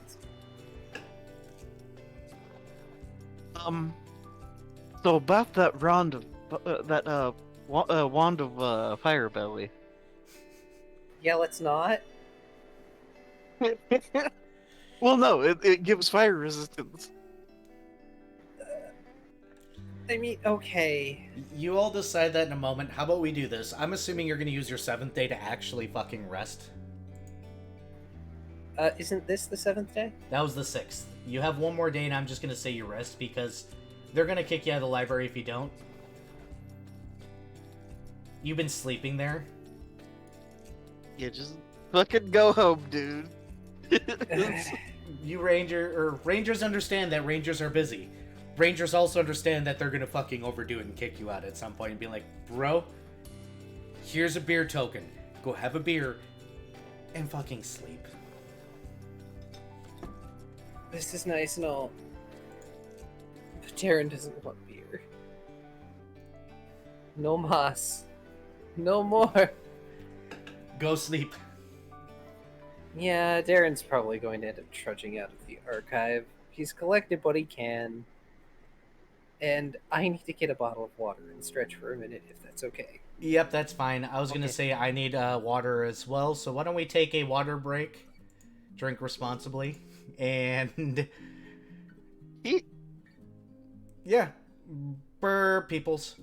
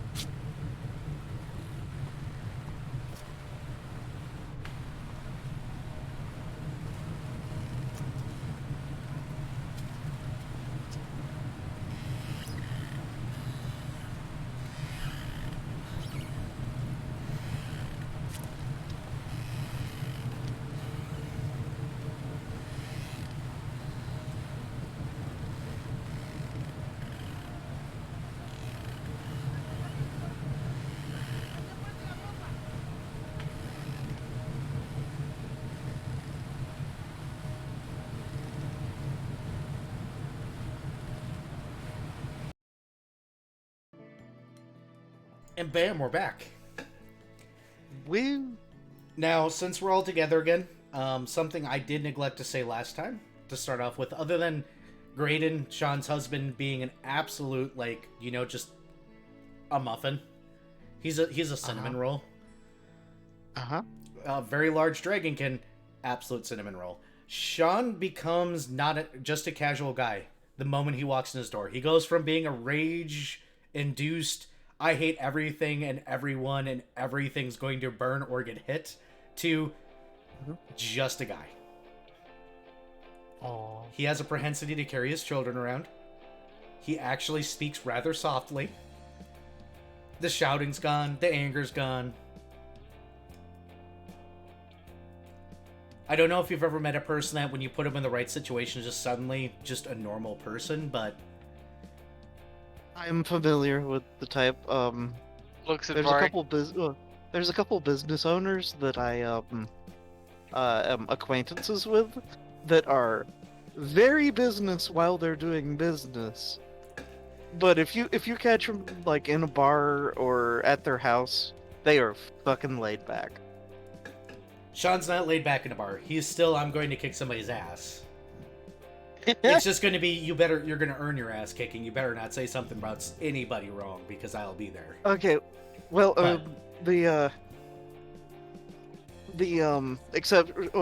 okay, so the individual I'm speaking of owns the bar. I think is part of the, so it's technically his fucking house. Yeah. Except it's not. But no, Sean's the type of person that carries his kids around, is almost always busy, is just a dude. Just a dude being a guy? Just a dude being a guy. Oh, I just fucking popped the shit out of my arm. Oh, God. Oh no. I'm almost surprised y'all didn't fucking hear that. That was loud. Okay. But now we move on to week 2, which for Training Darren. montage. You're going through training montage. So this is technically up to Minuet and Darren at this point. Okay, so Minuet is going to at some point show back up at the ship.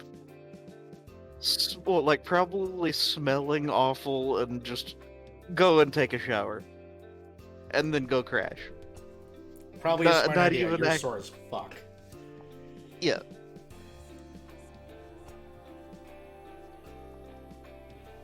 And yeah, it probably isn't even going to actively interact with Darren.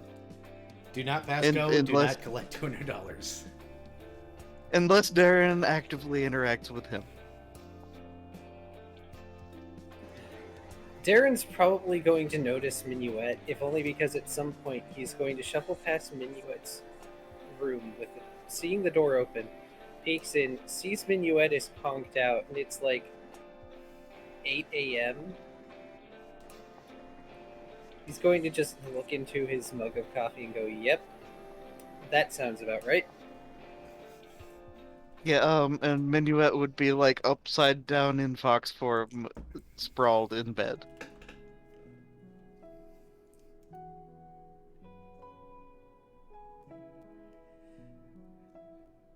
Are you going to do anything with this day, Darren, other than watch Minuet basically be crashed for a good 24 hours? I don't know. Watching adorable sleeping animals is slightly therapeutic. It might be a good break. And you know the rope dragon has been bored because he is doing the Song of Timing right now. He is cooking something he calls amaze cookies. They are both amaze and amazing. You have to navigate the flavor. He says they take exactly 36 hours to make. You do not sleep during this 36 hours. Do not question why he is sleeping right now. Wait, he's cooking while asleep? If you catch him napping, he shouts that.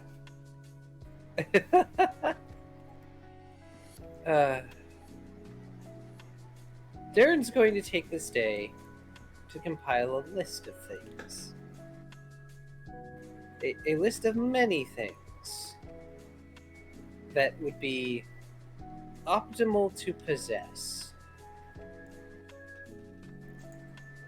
Acid Flask, Alchemist Fire, getting his armor masterwork, getting the mask masterwork, mothballs, in quotation marks, liquid ice, mask inserts, cleansing tabs, and a celestial sensor, and a wand of fire belly, because it's cheap and it's fire resistance. Good to know. So you spend the day doing that. So we're on day 2 of 7. What are you all doing with day 2?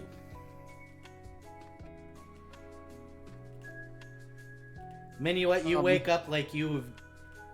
Have you ever had that sleep? That sleep that just feels so amazing, yet you wake up and you still feel like you could not have slept enough. Yeah, well, shit. Damn. This is both the best sleep I've ever had, but the worst sleep I've ever had. Yeah. You're achy and sore. Minuet will stagger into the kitchen. The rope dragon is still in there, doing the song. And by doing the song, he has one arm extended doing the song. Half asleep. Something, something, something. There's coffee ready, can't have more, it isn't working anymore, please help. Sneaky, sneaky, something sleep. Minuet, against his better judgment, will partake of the coffee. Because he's a little worn out feeling. Fortitude save, please. Oh boy! This was your own doing. Uh-huh.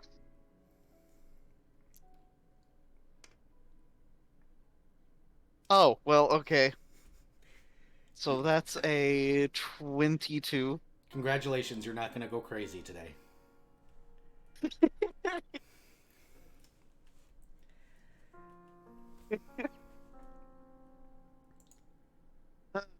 Okay, well, Minuet's gonna chill and leisurely sip coffee while watching the rope dragon cook for a little bit. Until Darren gets up, probably. Darren gets up, shuffles to the kitchen, sighs. How many more hours do you have? Huh? What do you mean? Gestures at the rope dragon as he goes to the table and sits down. He goes, Oh. I have exactly 6 hours, 5 minutes, and 80 seconds. Don't go in 80s. Some amount of seconds. My heart will tell me when they're done. Don't question me.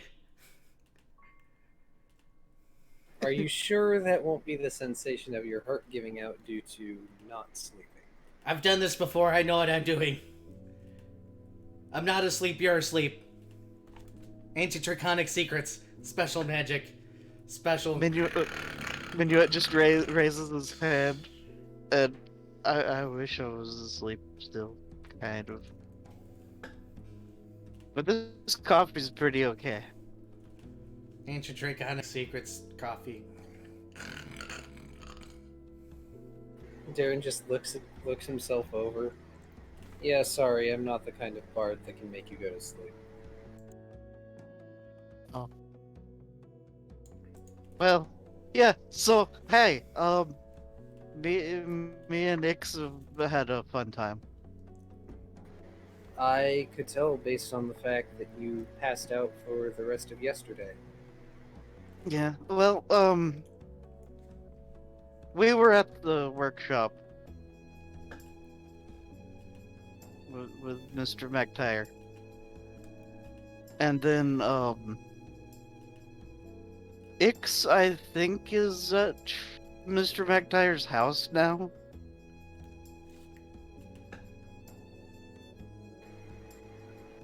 Darren pauses and thinks about this for a minute, and his face flickers through a few emotions, not the least of which is utter confusion.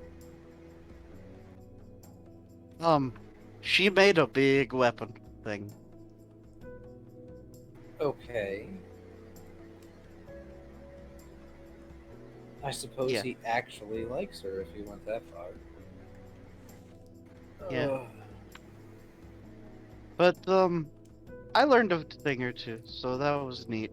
Um, That's good. yeah. But, so what's been going on?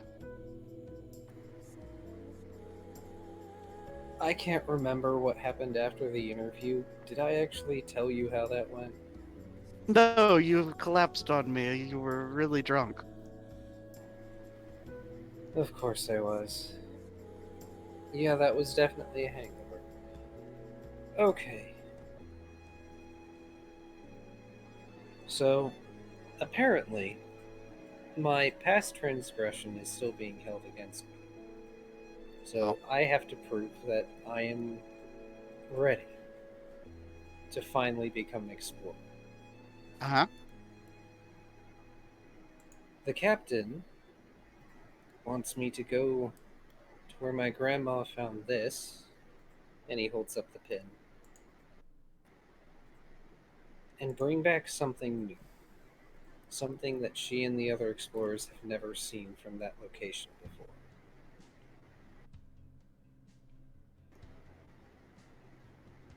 The problem is, that requires trekking through a mountain that is liable to set itself on fire, going near the Godfall crater, and potentially dealing with a host of other problems. Hmm. I can do the logistics in my head. The problem is actually doing it. Oh. Well, important question. Okay, you mentioned the ruins. You didn't mention much about the ruins. How have you... And apparently you've been doing research from what I'm hearing here. Um, I may or may not have been sleeping in the Explorer's archive most of the week. but did you research anything about, like, the ruins themselves? I did, in fact. Um, reaches back into his tail bags, pulls out the notes, which are by and large far more organized than his grandmother's. Okay, so, knowledge dungeoneering. Is there anything about the actual structure uh, of the, ruins themselves? Feel free to roll it.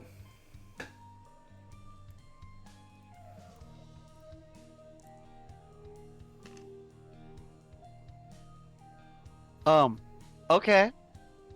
That is a 25. Specifically, you can notate that it is definitely a mining town, so it looks like a lot of stuff seems to be centered around a mine and a church.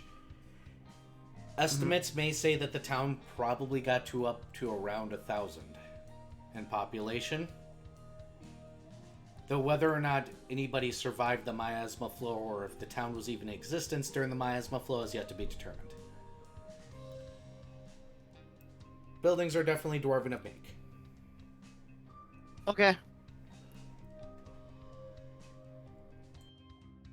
Neat.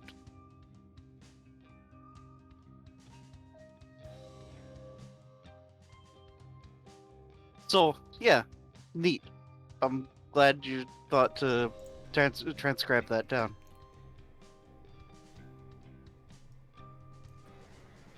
I tried to get everything I could, though half of it ended up being my grandmother's notes, and she is not nearly as organized as I am. And Oh. apparently, whomever were the archivists with her were not nearly arsed enough to organize it afterward. Oh. Well, Policy changes happen for a reason. Yup. hmm. Well, what are we gonna do then? We are going to prepare. Mind Okay. you, he blinks a few times. I should probably have some coffee if I'm going to reach that level of energy. Shuffles over, gets himself a cup of coffee, makes one for Dat, sets it beside Dat. Coffee, coffee, coffee, sneaky coffee. Sticks his head in the mug. Is Blurble, there blurble, blurble. is there like warble, warble, warble, and then a slurping noise? Yes, and then an empty mug. Just imagining him trying to pull his head from the mug and ending up taking the mug with him like a hat. He'll set it on his chest. You don't know why. Okay. Anyway, Darren starts sipping coffee. So the main threats are generally verminous or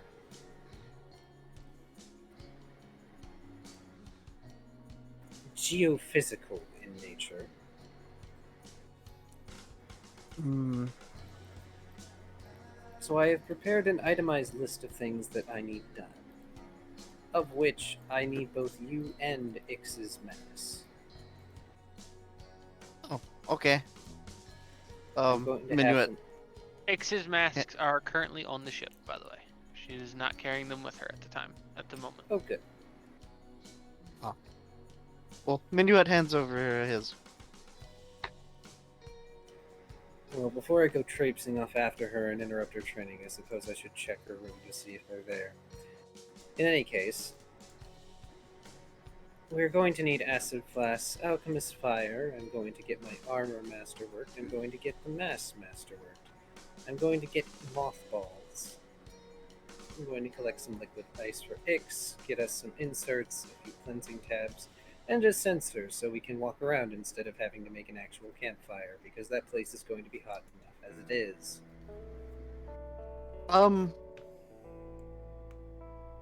Fire resistance. Unfortunately, a wand for that would be too expensive. I can probably get something cheaper. Fire ward gel.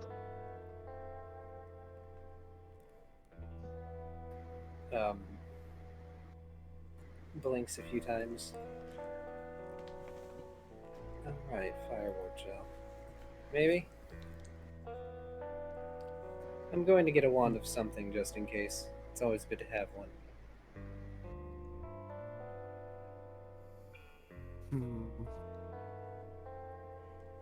Hmm. Also, Geo, what's now? Do Oh, do right. ex- Okay.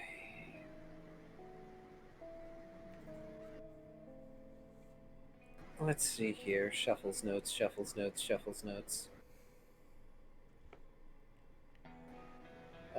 Violent unknown rock organisms. Hmm.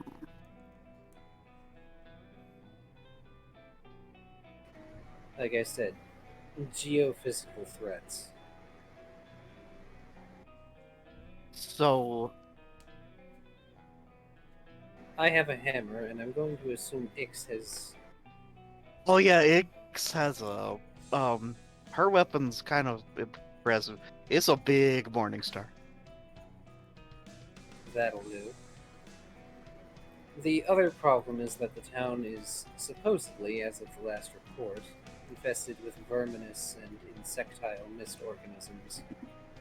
That's the whole reason I'm having us get some alchemist fire. Okay, so things made of rock. How about some explosives? Gives Minuet a deadpan look. And how are you planning to obtain these explosives? I don't know. I mean, well, okay, so if we get some saltpeter and some sulfur, I could maybe. No, I'm not really good with alchemy though. Hmm. Also, there's swift-growing flora here, and there's something that eats it. It's not necessarily the bugs either, based on the paperwork. Oh, and the bugs are bitey, so you're going to want armor that covers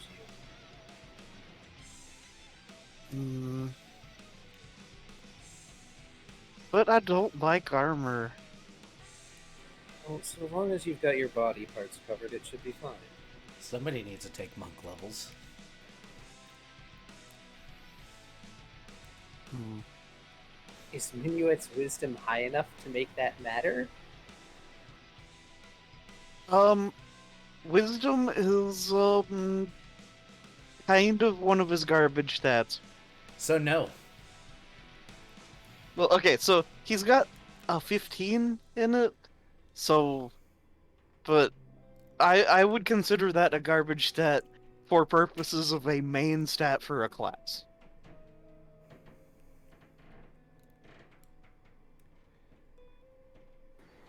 But how about some defoliant then? Defoliant. Uh-huh. To be fair, they didn't bother investigating the plants over much. Could be useful if they're hostile. Though you realize much of this is getting rather expensive, he says as he starts scratching things down onto the list. Hmm. Well, we made a lot of money with some meat, and we do need to go give some repair materials to Mr. Davidson, and we could maybe buy some more, hopefully.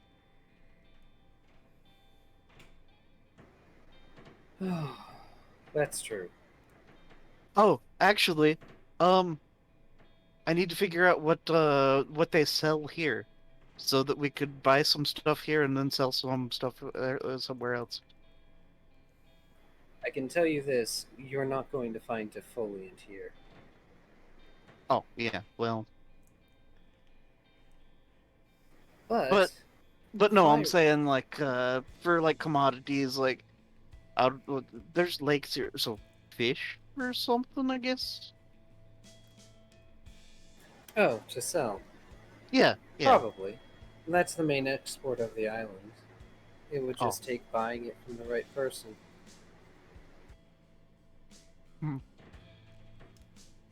we should do that then. By the way, considering the usual cost of fireward gel, I can probably only afford to spare for one for each of us, I think. Yeah. I'm trying to be conservative with our funds. We never know when we'll need them. Yeah. I think that the fire ward gel would be a thing that we should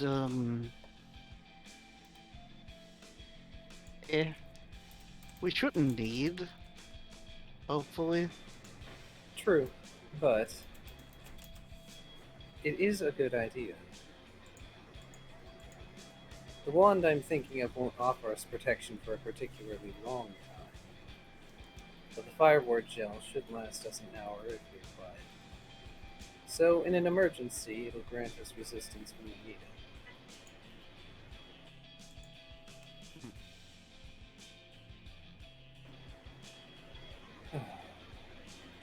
Very well then. Great.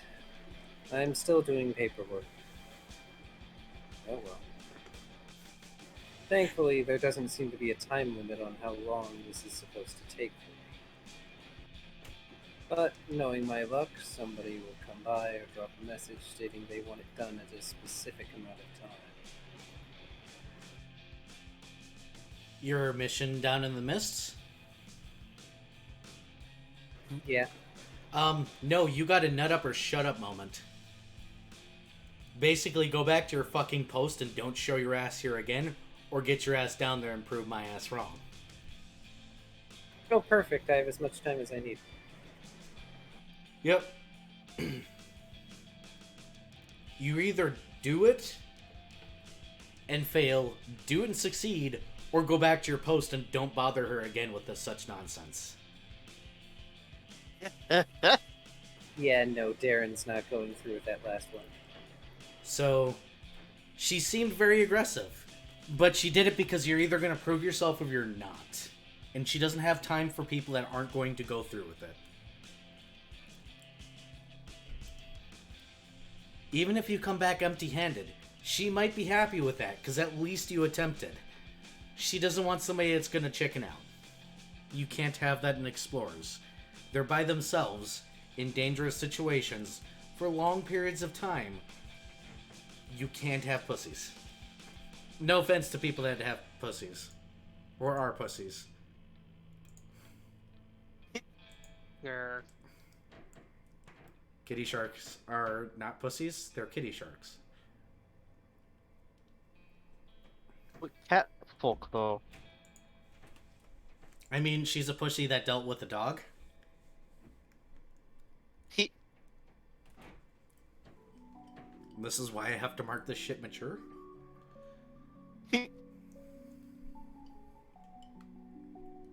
Oh, good lord. Still, my point stands that she doesn't need anybody that's going to buckle underneath the pressure. So either you're going to do it or you're not. Yep. Which is why she was also overly aggressive, and also why she gave you alcohol. Because you're going to want to get used to that with that job. It was a surprise, heads up, it's stressful as fuck. Why am I, like, censoring myself on curse words tonight? Fuck. Fucking COVID shot has my ass wiped out. Either rate. So it sounds like you guys have a shopping list, correct? Correct. Specifically, Darren is going to be spending today getting the masterworking process started on everything. Fantastic. That's going to take about a week, as you know. You said a mast for your ship? Yeah. That you're going to need help with. I need to know where you're going for that. To get the mass done? Yes. Well, first stop is the Rangers, because even if they don't have someone who can do it, they probably know someone who can do it. I need you to roll a thing that I need to discern right now. Like at this moment. I'm going to have you roll a diplomacy. The Rangers are going to ask you why you need such a thing before they can discern whether or not they're going to offer resources or direction at all.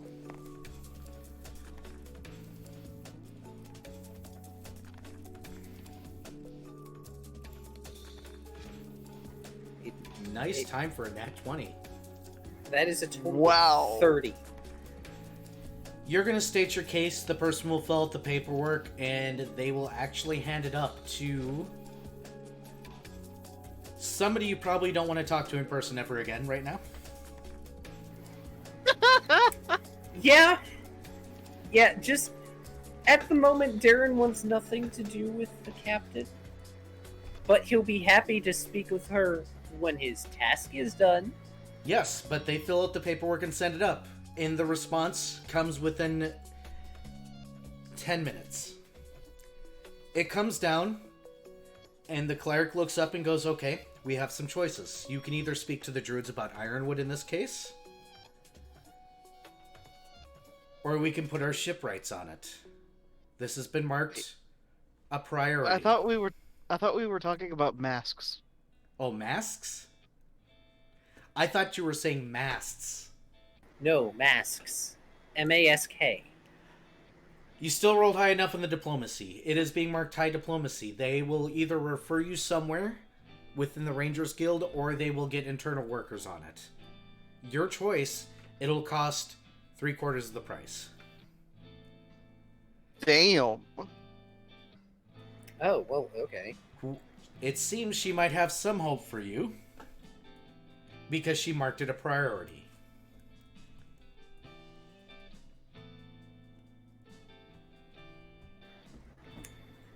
Give me a sec.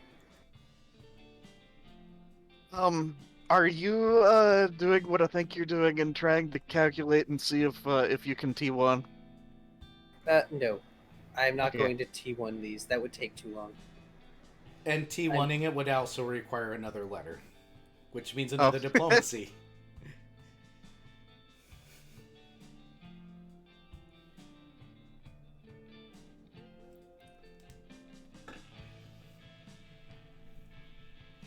I mean, every little bit saved is nice though. So yeah, yeah, He rolled a natural 20 and got a 30. yeah. He made a goddamn good case. You don't argue with a goddamn good case, damn it. Yeah, So what are my options again? You can have it done externally, which will probably be a little bit slower. Or internally. Either way, it's going to cost roughly 3/4 the price. Depending on your decision, I actually have additional rolls I will make in the background.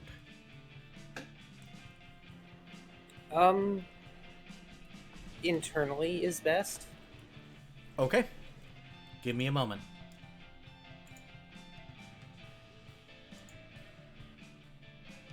It'll still take 5 days, and it will be 3/4 the price.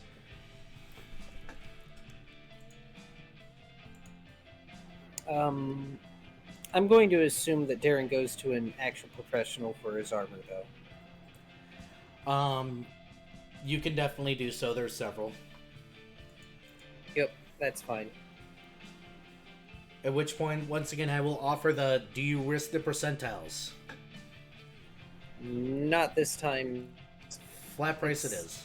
Yeah, it's not worth trying to diplomacy that, especially after the days Darren has had. As I said, you can always roll the percentiles. There's a chance you'll pay less. There's a chance you will pay more. There's a chance you will pay exactly the same amount. But it sounds like a non-risk is happening, so flat price.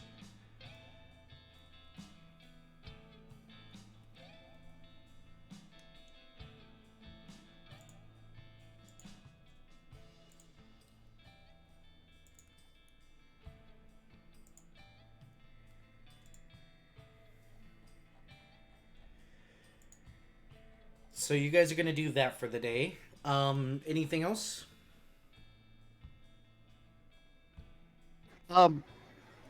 Could Minuet request to assist with his own mask? Internally means no, unfortunately. Official guild handling. Aw, I apologize in advance. it's fine.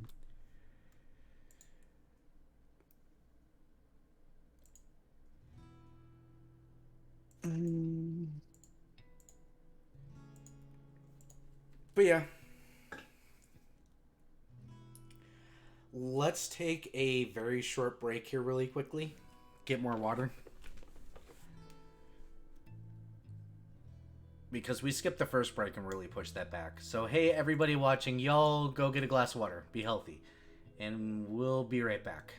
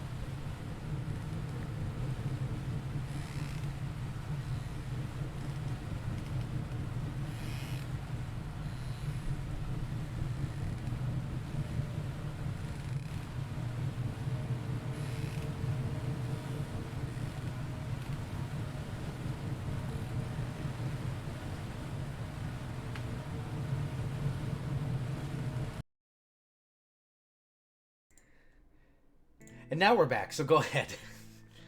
Okay. So, because, we only did the one thing for the second day, yeah. So, Minuet, has determined that, the ship needs personal colors. Oh, And he had a cool idea what's that? that, for the, um, well, kind of gonna do the moon and cloud symbol type thing, but for the cloud, he was thinking of using metallic thread. So, he's going to go see if he can hunt down some artisans to figure out either a viable way to acquire some metallic thread or create a thread extrusion tool that he can smelt and craft thread with. Oh, that's interesting. Um, Diplomacy or knowledge local. To see whether or not an artisan of some form exists within the island that can assist you in one or the other. Okay, diplomacy is my highest, so gonna roll it. Oh, well, okay. So that's that plus. Okay, so that's a 25. So you're looking to either procure or learn how to make the thread, basically. Uh-huh. You're going to get pointed in two directions. The metallic thread is not commonly sold here. They tell you to go to Olorun because there's a lot of mining people there. Or to the Ball Garden. I think is how I... Ballgraden? Ballgraden. One of those two Ballgraden. cities will likely have that thread. They don't have that much here because metallic threads aren't needed. Or there's a weaponsmith that knows how to do all that on island. Because he is the one that knows how to smelt on island. Oh, that's funny. So, back to Sean then. Very plausibly. You'll have to find him, though. I mean, Minuet knows he's training Ix, right? Uh-huh. So, Minuet's gonna ask Darren, so where's Mr. Mctier's house? Darren pauses and blinks a bit. I thought you stayed at his house for a bit. No, he told me to come back, after I was done. Like, I told the skiff person that he said so about boat being gone, and then I kind of went and crashed. Oh. Oh, it's just Ixton. Oh.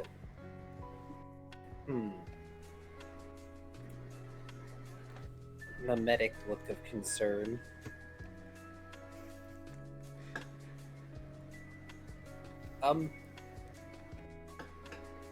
Would he know where the house is? Probably. You can always ask the guild. They have a registry.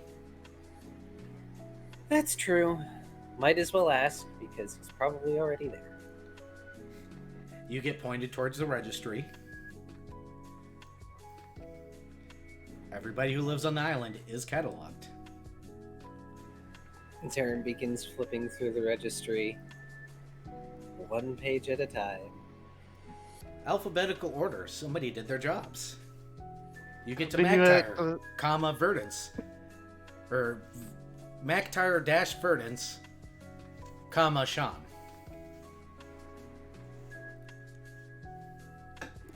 Never have I been so glad to see a conjunctive last name.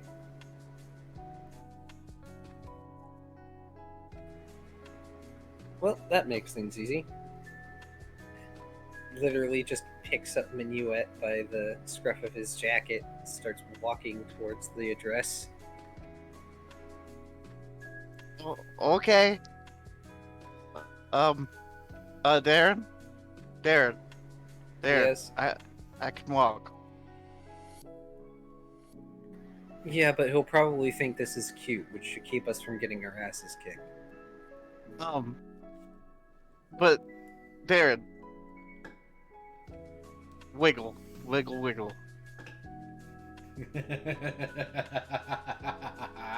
It's too late for wiggle.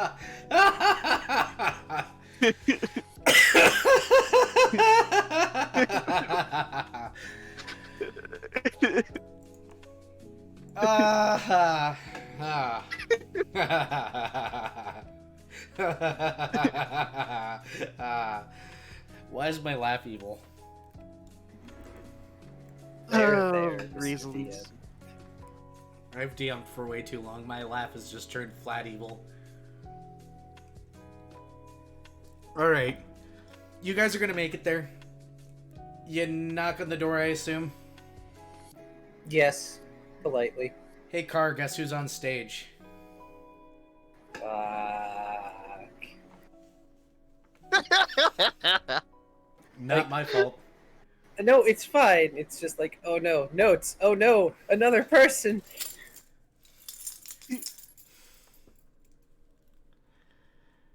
Because... So give me like a minute to catch up. Fine. So yeah, just minuet dangling there. Hey, this is a great time to sit here and be like, hey, watchers, there's this lovely little follower button you should totally hit. It'll help us out over here, like, a lot. And then we got a YouTube where you can go and watch old episodes. And for you YouTube people, hey, like and subscribe. And hit the little bell icon, too, because that would totally help. I would say please. And then I just did. So there you go. Please. In case it wasn't clear, he is slightly loopy and may or may not care as much as you think he does about those things. I am slightly loopy mainly because I am still coming off of the COVID shot. I am on day 3 of... I'm doing better now. The migraine's gone. The soreness is gone. It's just I'm tired. I'm so very tired. Because, man, that whooped me. And once again, my roommate got no side effects at all. So I'm glad that he didn't get no side effects. But at the same time, I'm kind of salty. But I'm immunized. So, hey, get the shot. Just do it. Herd immunity is a good thing. Let's stop this stupid virus. That way, you know, I can go out and enjoy life again. I miss people. I hate people, but I miss people. What the hell's wrong with me? Introverted extrovert. Yeah. Or extroverted introvert. Introverted extrovert. I like people when they're people, but I hate people when I have to deal with them. I like people when I'm not doing things for them. Does that make sense? Yes, it does. A person is awesome. People suck. There we go.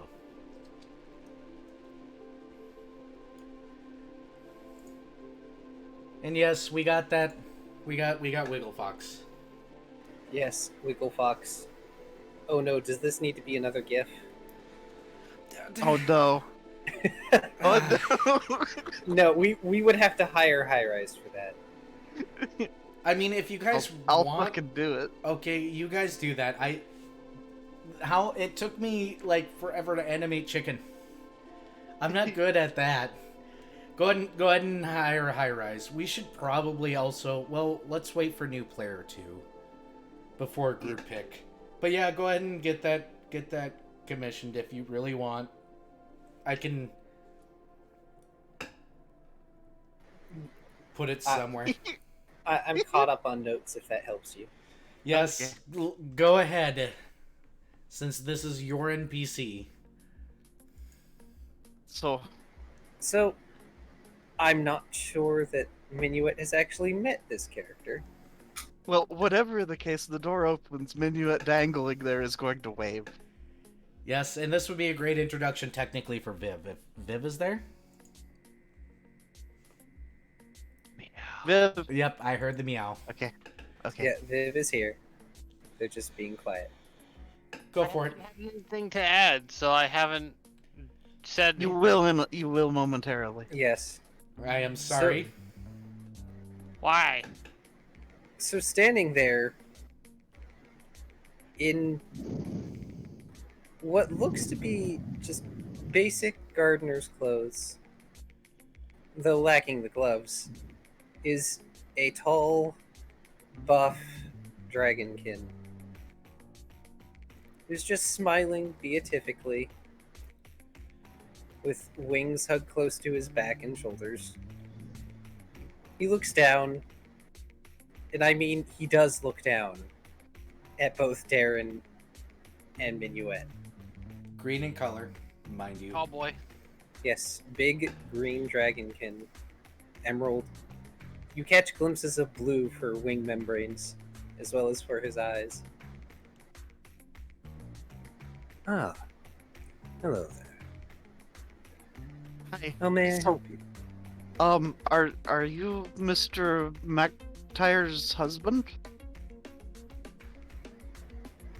Indeed, I am. He Um, blinks, and the expression falters briefly, switching to another smile, though not nearly as bright. Is something wrong? I was just going to inquire with him about some engineering ideas. Also, I think that a friend of mine is here somewhere. Ixodras, catfolk. Ah. So you're the friends of the feline girl. Wonderful. I'll go put on tea. Please. And he steps aside, waving both Darren and Minuet in, even though Minuet is kind of indisposed for the walking thing. Huh. Make yourselves at home. My husband is currently at the training grounds, so they'll be a bit. But you two look as though you need to relax. I know just the herbal blend for you. Oh. Ear perks. Darren gives a nod and coughs into his free hand, letting Minuet down, looking mildly embarrassed. Thank you, sir. We appreciate it. Do you know when they might return? Unfortunately not. But not to worry. There is certainly more than enough to do around this house. Graydon speaks as he shuts the door, and two of the feral children come running down the stairs like cats with zoomies. So to describe their house specifically, it actually seems to be built inside of a tree. It is fairly large, unusually large tree, and seems to have more space than is needed. When you get inside, you realize very quickly that the furnishings here are made primarily out of either wood or metal, or a mix of both. The cushions are definitely imported, but everything else seems to be handmade. Yes, the feral children come down. They are wolf-like creatures that seem to have slightly longer than normal tails. Their fur seems to move with the wind, kind of like you see in anime, like the dragon animes, or anime dragons. If my brain can work, like, even plausibly, possibly normality. Because English? Fuck English. English sucks. Fuck English. Either way, so very flowy. They're excitable children. Their voice speaks in a resonant tone, very, very much like you would expect out of a ghost movie. So their voice hits before their voice actually hits, kinda slightly. It is weird. You can definitely tell that they are miasma touched.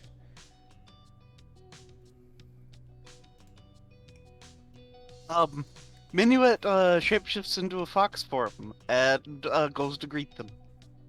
You are very promptly, you are a friend now, and you are going to be indisposed. Oh dear.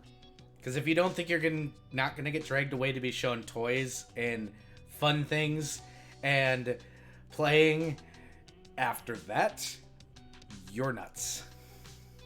Yep. That was your own fault. Rip Minuet for doing the thing. And then he was never heard from again. Make a new character. I'm kidding. I am not going to make Car self roleplay. I mean, I could, but I'm just curious as to what reaction to seeing Kitsune just abruptly fox. Graydon has? Which, I mean, he saw you as a, like, weren't you a small fox to begin with? No, he was. no, I was Kitsune not. for, but being carried. Graydon's going to look at that, pause for a minute, sigh just a little bit.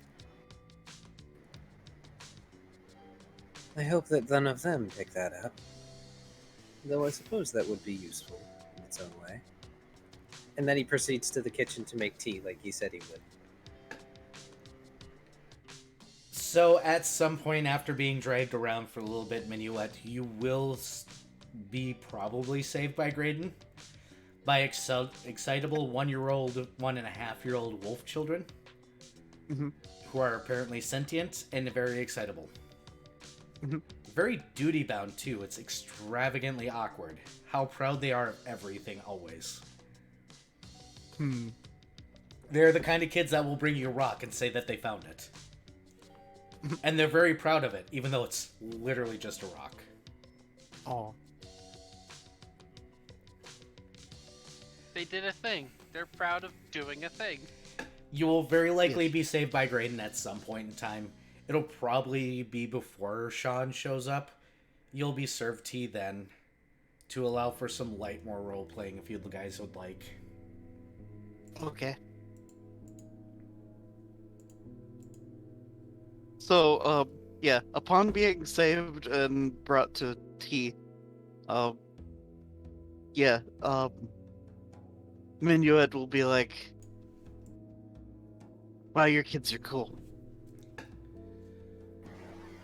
I'm glad you think so. I happen to believe they are very cool as well.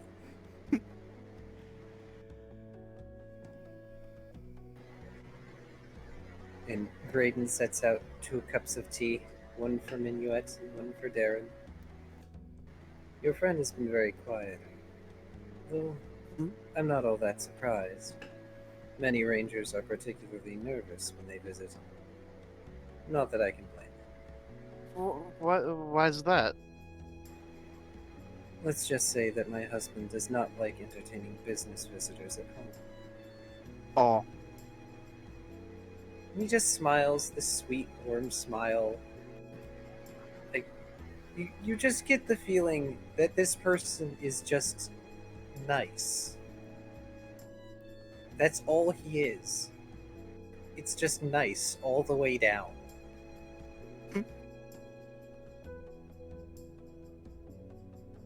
Darren is just being awkward. He feels awkward. This is not the kind of family home he is used to. This is not the kind of parental figure he is used to. So How do you think X feels? super out of place, I'm betting. Dude, Graydon's mere presence is like, how are you a real person? People this nice don't exist where I'm from. Sean I'm being just- super... How does... I've got a question then. How is Sean being super supportive parental figure? Like, you be you. You want to go bite shit? Fucking do that. Field you, then. I'm curious. I'm imagining... You are like, she's just like, this is like literally the exact opposite of what I grew up with. I'm imagining Ix's first response to just Graydon being all nice is like making the warding sign against evil and being like, Be gone, fey creature! I'll not take your temptations here!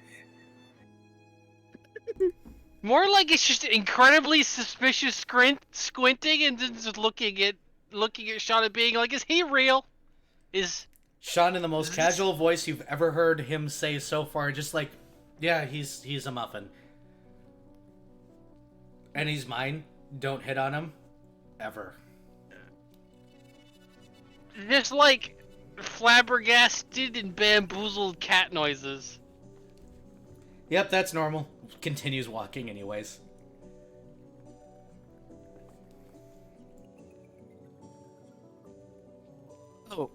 So Minuet does mention to Graydon. So on our way here, we did stop by Galerith City, and yeah, so there was news about stuff with a petition from race. So putting two and two together, is that your kids? Aiden takes a moment to pour himself a cup of tea. He sips at it, and then sets it down when he's finished for the moment. Yes. In fact, that is effectively the one you would call our firstborn child. At least for these little ones. And he looks specifically at the feral children that are at the top of the stairs, trying to be sneaky, watching, listening in.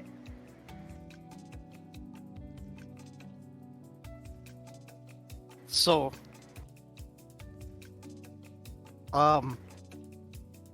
they didn't say how it went when the people I was asking. So how'd it go? Y'all gonna make me spoil the other campaign? You don't have Here's to. the thing. How much time has passed since that happened? And how fast would that news have traveled? You're with Sean, he would know. It. So I just got forced. I don't want to do that. No, don't do it. Don't do it. Just Oh wait, I have a good idea. Raiden simply They smiles. were given an answer and nobody remembers what it was. Simply smiles and holds his arms out in a non-committal gesture. Well, suffice to say, it wasn't negative enough to warrant the children be apprehended. Which I suppose is perhaps one of the most positive results, especially considering the reputation my husband has. I was about to say, I would have loved to have seen them try. There is a person that can apprehend Sean. A person. I mean, I'm unsurprised. Technically, there's half a dozen or maybe a dozen or so that could. But there's one that can every single time, and they just leave it to him. Oh. Yeah, just Something. leave it to Rahu. Rahu. Something. God damn it, no casting in the courtroom. Oh god, of course it's Rahu. It's always Rahu. They're brothers now. Flips table. But I've already had to deal with Rahu once. I don't need it again. Sean He has is to not deal with him new. because this is my brother now moment. Oh. Is it because they're both sarcastic assholes? Yes. Absolutely were they bound. And Rahu threw Sean on the floor. Epically threw him on the floor when he was beating somebody's face in. And Sean's like, okay, I can respect that. And then didn't bring him to jail. Even more respect. Congratulations, you're the one cop I do respect. Ever. Don't let another one touch me, I'll kill them. I mean, look, Rahu knows the bastard deserved it. He may have let it go on a little too long. Oh no. Eh, Look, he does enough for the department. It's fine. But yeah. So, Minuet seems satisfied with this response at least. And continues sipping tea. And inquires, what kind of tea is this?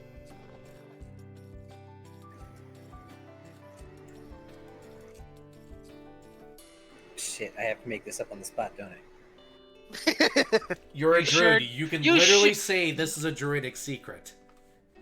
Also, this is Vari. You should have known he was gonna ask. The moment you mentioned tea. Both of these things, but you're still a technically... Graydon is a druid. We know this. He can literally just say druidic secret. Well, Graydon leans forward and specifically positions his arms to rest on his knees and lifts one hand up, holding up his finger in a sort of shush motion, and goes, "That happens to be my own little secret, my friend. Though considering the position of his arms, you can see one has a tattoo of a stargazer lily on it, and the other a tattoo of a bluebell. Oh. Oh. Okay.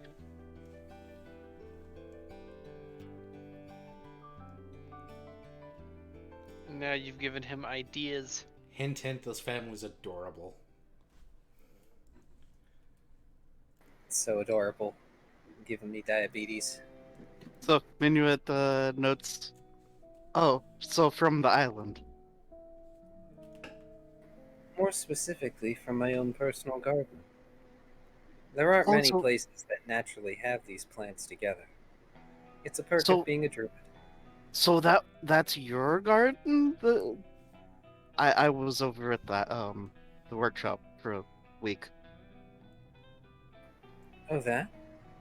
No, I just did that as an anniversary gift. My garden. Oh. He pushes himself up from his chair and motions for Darren and Minuet to follow. He takes them through the kitchen, and then out a door to the back to this large garden, filled to brimming with flora.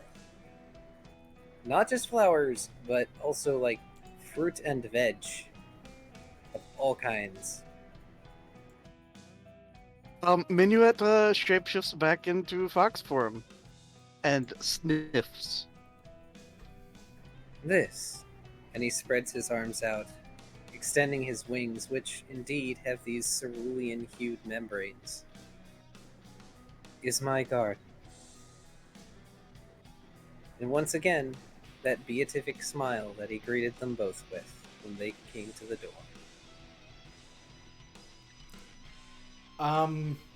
Hey, Vari, roll a percentile for me. Okay. Hold on. Percentiles. Okay. Dark is the higher number. Yes. 46. Good, you stay away from the plants that growl at you. Oh no, it's another Dattergast.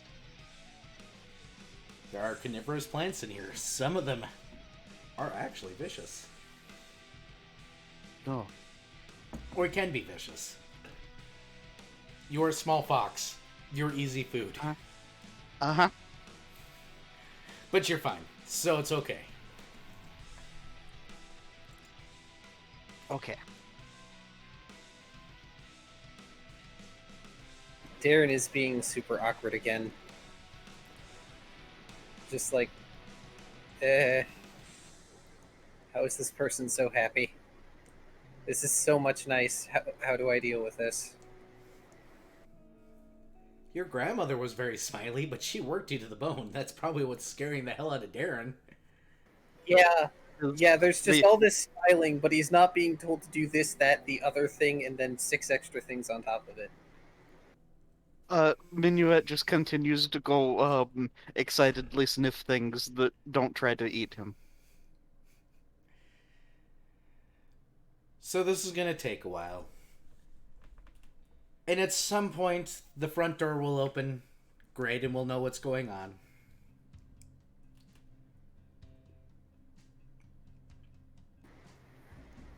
It appears my husband and your friend have returned. We'd best get back. I'll put the tea back on so it's nice and warm. Feel free to stay out here longer if you wish. Just not too long. Minuet shifts back and begins heading in. I'm assuming Darren as well, correct? Yep. I mean, Darren likes the garden. It's pretty and all, but the sooner he's away, the better, because he's just uncomfortable here. So, Ixodras, you have had your ass whooped for 9 days straight now.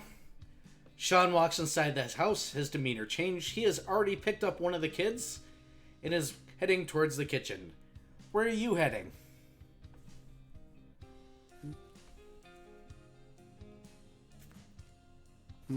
I need to know where Ixodras basically goes after she's been getting her ass handed to her 9 days in a row. If allowed, she's going to go clean up. Because she has been working her ass off. Nope, won't be told a thing. So when you guys do enter the house, Sean is already in the kitchen. He seems to be digging through the pantry. He is carrying one of the kids. He will kiss his husband because he's cute like that.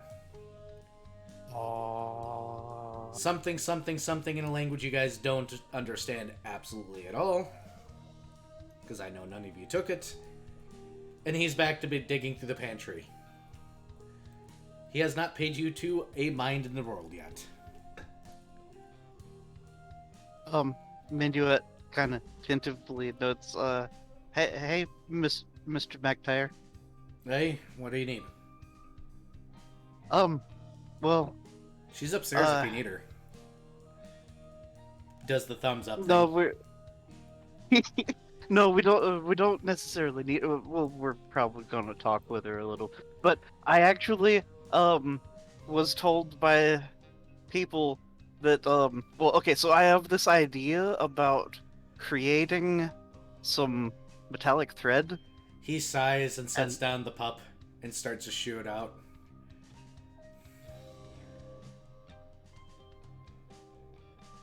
But, yeah, I was just gonna see what your advice would be about how to make such things. Why are you bringing work to my house? I'm sorry, sir. Graydon. Honey. Muffin. Yes, my darling. Did you make tea? Of course. You know the blend. Oh, good. Do I we was have about to- liquor? Yes, of course. It's in the cold box. Oh, thank Would you God. like me to heat up the tea right now? Yes, please. I'm going to need it here in a moment. As you wish. And then Graydon looks at both Darren and Minuet. The two of you ought to have a seat, unless one of you has business with your friend upstairs.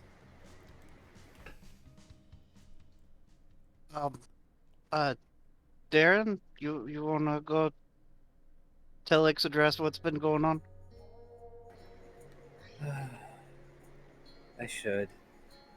And he starts to shuffle off, mumbling something about this being too perfect. Sean goes, it takes a while getting used to, as he's digging in the cool box for liquor.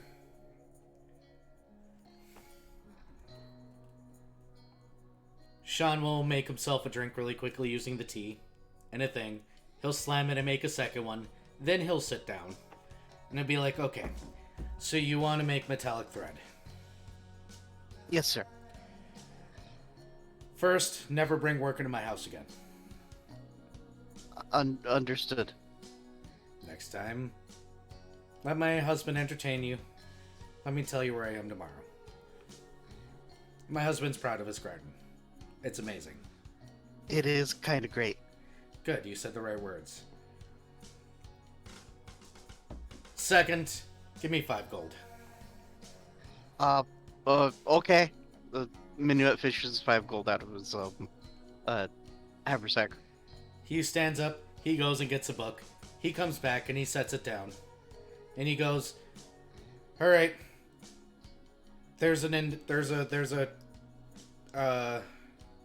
Hun, what is that? The table of context. Right. Contents. Shit. I might be tired. Alright, table of contents. There's a chapter in there on how to make metallic wire. Hmm? Open it. Oh, okay. Copy it.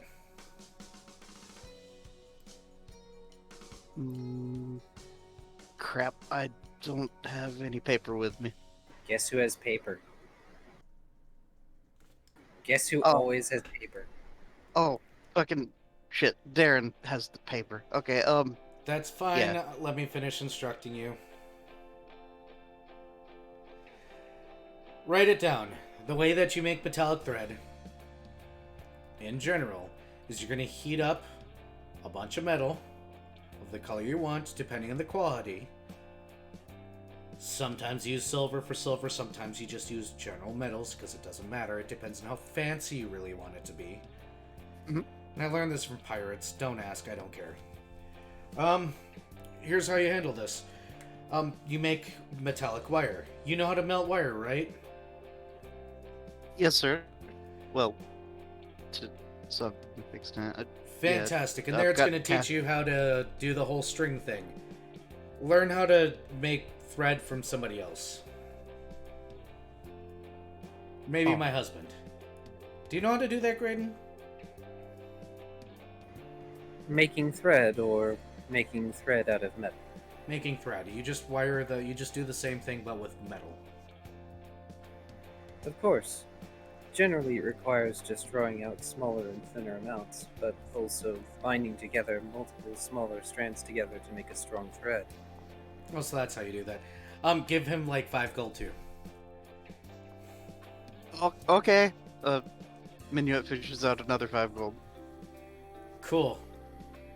Graydon just looks at the 5 gold, shrugs, goes and puts it in like a jar in the kitchen. It may or may not be labeled swear jar. Sean goes, great. 3, you're staying for dinner now. Okay. Hun, what am I making? Well, I recently harvested some peppers today. There's a few tomatoes, potatoes. Oh, we still have some meat. Ooh, yes. We're making a stew. And then Sean gets up and immediately just goes to work. Sean goes, I suck at cooking, by the way. My husband will save me. Like 12 times. Just watch. Graydon isn't even going to completely leave the kitchen. He's just going to stand at the entrance to it with his hands behind his back, smiling as usual, just waiting to hear the moment when he's needed. Sean does suck at cooking. He can make poor man food. This is actual food. He ain't gonna be able to stew nothing. Aww. So it's basically a case where Sean starts things great and finishes it. Alright, Darren and Ixodras. Ixodras, you're bathing. Yes. You're sore as... You've never been this sore. You didn't know this sore existed. You didn't know that could hurt. You didn't know that muscle existed. You're pretty sure the flu hits less hard than this. You're pretty sure you've been hit by fucking barbarians less hard than this. Pitiful cat noises. Aww. Well, I would that shouldn't be apologize, good but fun. you chose Sean.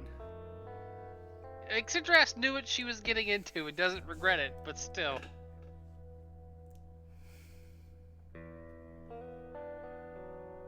So, Darren, you hear pitiful cat noises from a certain closed door. Well, that's not hard to follow. Darren is going to knock, because that's the polite thing to do.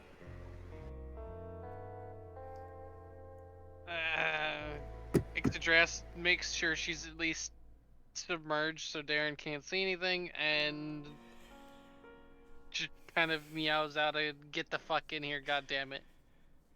Get the fuck in here! I can't even do that in cat voice. How would you do that? Yeah. Yeah. Yeah, just.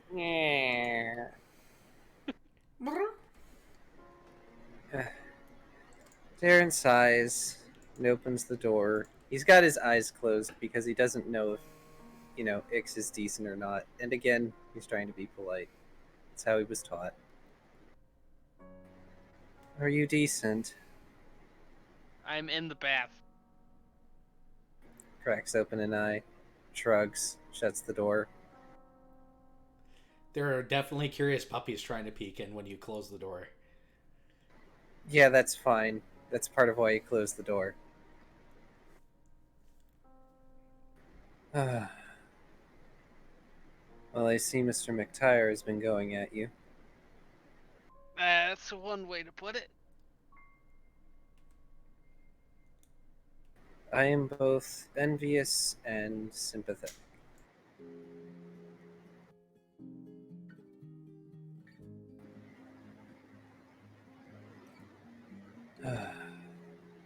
So I forget. Did I, in my drunken stupor, actually tell you what happened at the interview?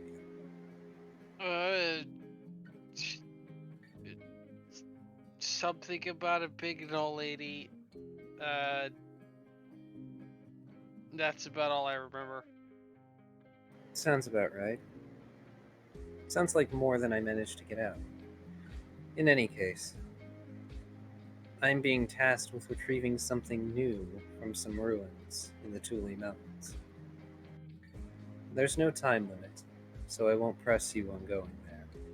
He shakes his head, shrugging and holding his arms out somewhat in a helpless gesture. But I've already planned out the logistics. Minuet has been helping. I'm also taking the liberty of getting your mask masterworked. Thank you. We'll need it. I If we're figured going as to go- much. Suffice to say, it's not going to be an easy journey. Apparently, the mountain is densely forested and likes to set itself on fire. Oh, it's a good thing I have the opposite element to that. Massive sarcasm. The heat is going to suck. Indeed. That said, I already have a list of things that we can purchase and prepare. I won't ask to interrupt your training, but it's best to keep a captain apprised, is it not? That is true enough, and I appreciate it.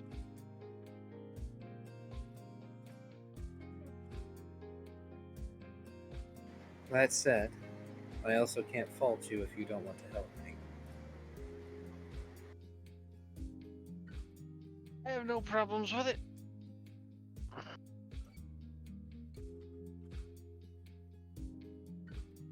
What sort of captain would I be if I wasn't willing to help out one of my only two actual, crewmates? He smirks, adjusting his spectacles a bit. A selfish one, but many of them are.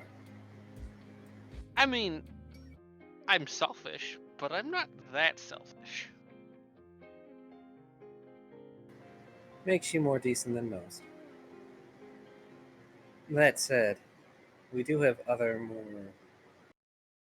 readily apparent duties. Namely, we need to get repair supplies for the Davidsons in New Eden, which will probably require we go to Mctier in order to get them. I also get the distinct feeling Minuet is going to want to follow up on that contract for James David Hannah, which will require going to Kahakai. Is this at the end of the training sessions? No, you're still what, In 9 the days middle? in? Yeah, you're in day 2 of the training. You got 5 days Okay. of this Okay. craziness left. I should make sure of the where the timeline was, if Ixodras had been told about Mctier from Sean yet. But no. Okay. Nope. Sean's still busting your ass.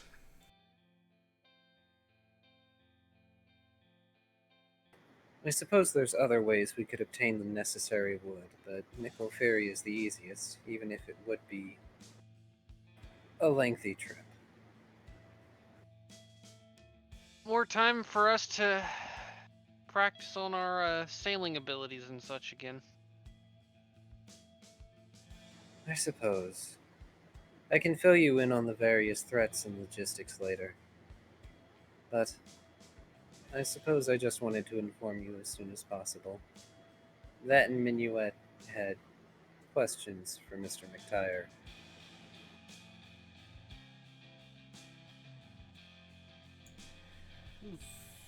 Fantastic. So here's what we're gonna do. I need to use the bathroom and everything, so we're gonna do that, and I'm gonna cut the rest of this second week short, if that's okay with you guys. Yep. Yeah, that's fine. A little bit of a montage since you guys got shopping to do, and hey, Car, can you send me that list directly with prices? Sure. While we're on break, decide whether or not you guys want to go for or chance the price or not on each item, and then we'll finish off the week because I think I've given enough roleplay time and stuff before we should probably move on. Yeah. I would like to note though that Minuet is going to spend a good bit of time working on getting to where he can manufacture metallic thread. In that he's going to be working on effectively manufacturing fireproofing for his weaving tools. Well, we'll discuss this off camera. It'll take me 2 Okay. seconds to actually explain how to do this. But, yeah. We'll do that off camera. Let's go ahead and BRB. Everybody out there, go ahead and get water. Be healthy. Water break. Those of you on YouTube, hey, water break. You can literally leave it play until I fix it later when I remove the BRB times. Bye!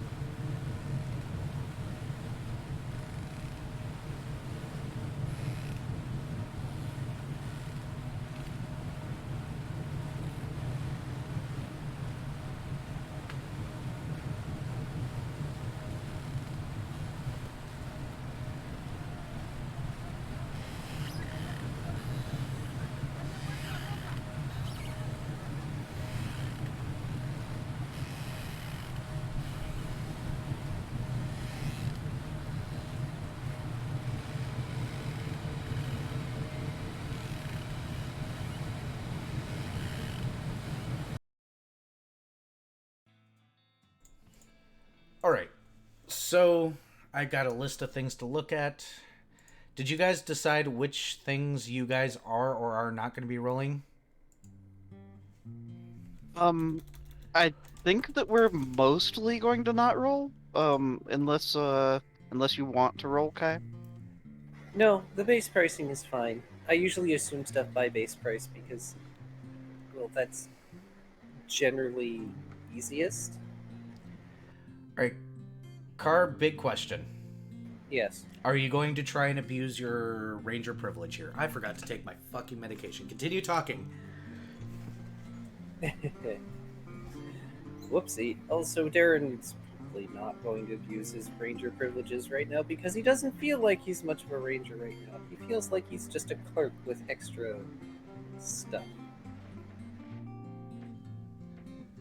Alright, as I walk back to my computer, having forgotten my medication and now having my medication in hand, so we're good.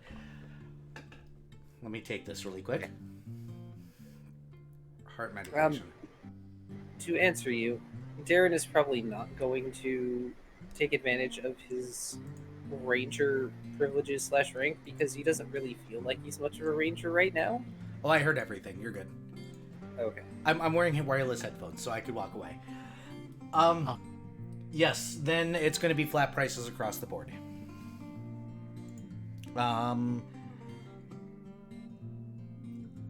Let me see. I need percentiles on the Wand of Fire Belly. Okay. And the Liquid Ice.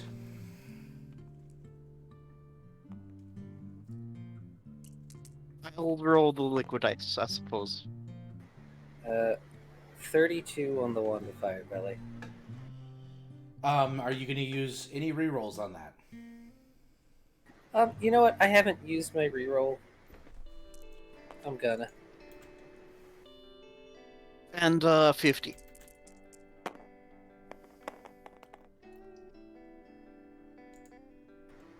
That's 23. Unfortunately, no Wand of Fire Belly is going to be available within time before you guys leave. You guys will find... Let me grab dice somewhere. That'll do.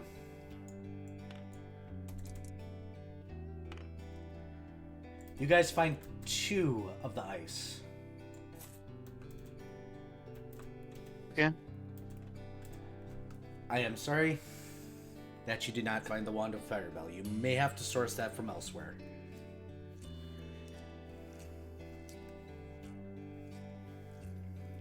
Do we have a wand of Cure Light Wounds? I know Cure Light Wounds. That might be a thing to wand though, just so we have more castings of it, just in case. Yeah, I know. I've just been holding off on it because right now it seems like an unnecessary expense.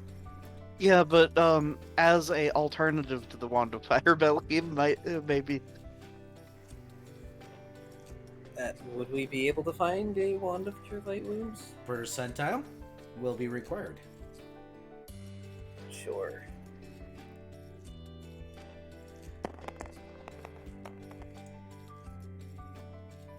$65. The answer is yes. Okay. I I'm guess sorry we'll you take rolled low in the Fire Belly. That's fine. We were getting it for the fire resistance. I know, but magic is one of those things that on this island, which you are aware of, is... Oh, I gather fire is very, very frowned upon.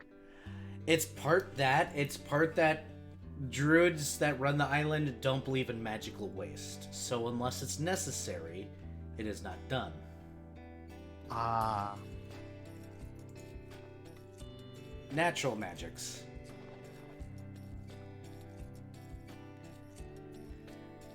Makes sense.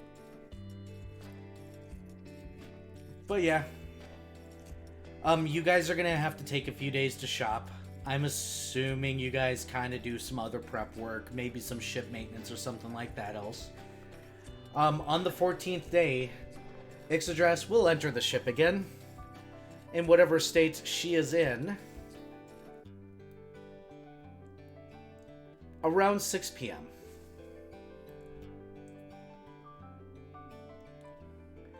Did you guys want to buy fish? Yes. Yes. All right. You have a choice. You can go with the low-end fish, which is just the common stuff for around on island between roughly 3 to 5 silver a pound, depending on your diplomacy rolls. Or you can go high-end.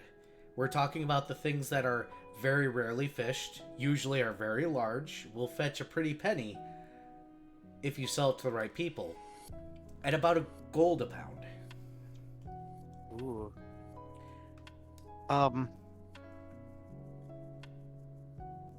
What do you guys think? Margins Or could are... we do half and half?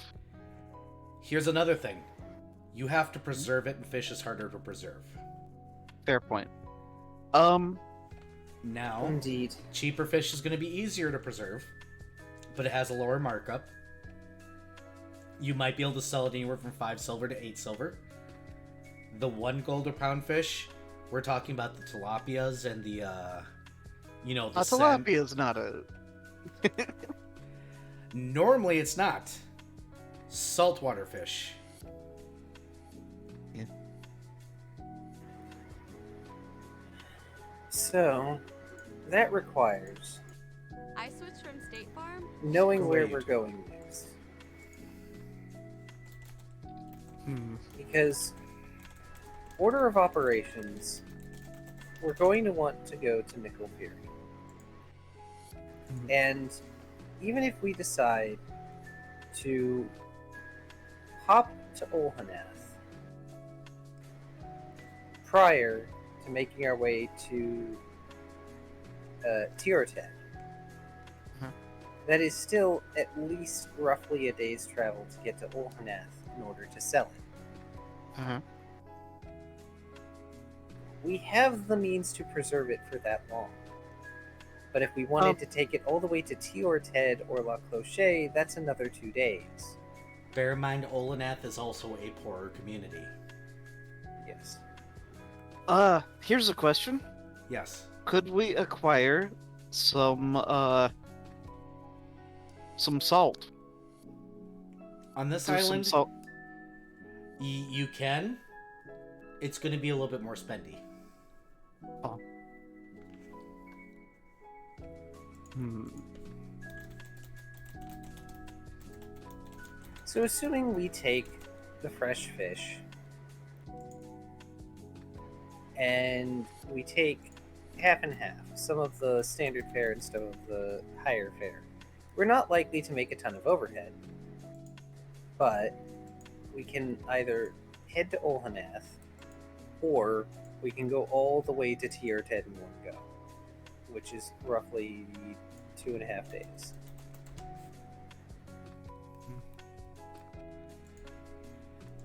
Now, since we're in a situation that we are, I'm going to price silver at a gold piece per pound.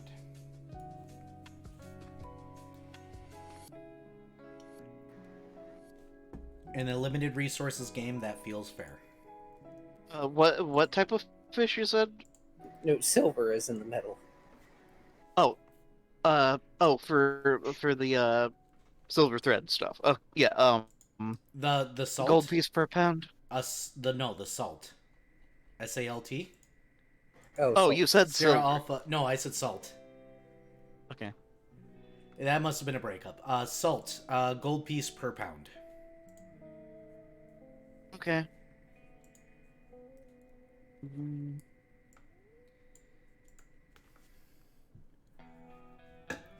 Okay, so a pound of salt can cure a considerable amount of fish, though.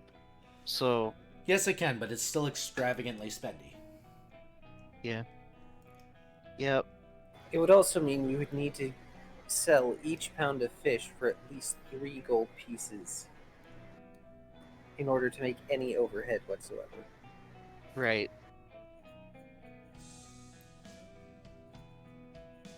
Bear in mind, curing fish also lowers the value. That too. You guys could also do a dangerous thing. Huh? And push the engines. Ah. Now, with our current facilities, how long would fish last? About a day, without curing.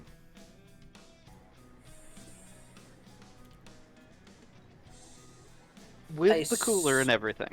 Yeah, I assume that a lot of fish ends up cured when Usually, it yes. gets exported. Yes. You guys have a cooling unit, which buys you a day. Most fish does get cured.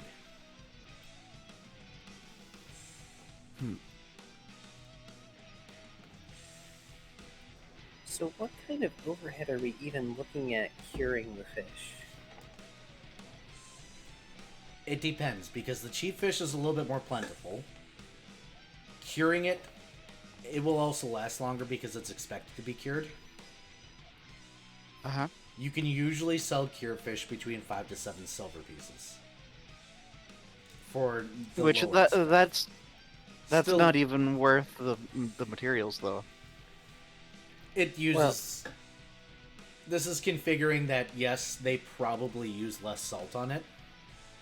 They're smaller fish overall, though. Mhm. So it kind of all works out. Bear in mind, you can probably do 10 pounds of fish per gold piece spent. On salt, if not more. Depending on how you do it and how well you roll. Which is the important part there. Somebody who's really adept at it is going to be able to cure way more fish with less salt. Yeah.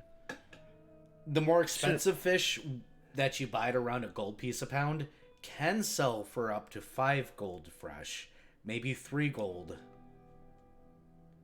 cured. That's okay, so that's better in that there's no range where we completely lose out. Yeah. Alternatively, you can also press your engines and try to make it somewhere in a day that normally would take 2 or 3. That just sounds like we're asking for trouble. Well, I mean, you've got an engineer on duty that can manufacture repair materials to some extent. To some extent. It's All right. it's rolling the dice at that point in time. Bear in mind, Alright. somebody has to be driving every hour of the clock, which means that captain has to be driving solo at some point. On a ship normally meant for 2 people to be active. Okay, Yep. so this is my interpretation of it. This just sounds like a bad idea. No. You're trying to get us. You're trying to get us to be exciting, and it's not working. I'm sorry. No, it's absolutely fine. I just want to put all the options on the table for you. I may or may not enjoy people failing occasionally. Yeah. It's true. Failure is the spice of life. But I think that high-end fish, and then having material on hand to cure it if we don't make it to anywhere in time. We would need to start curing it immediately to make it effective. Yep. Yeah.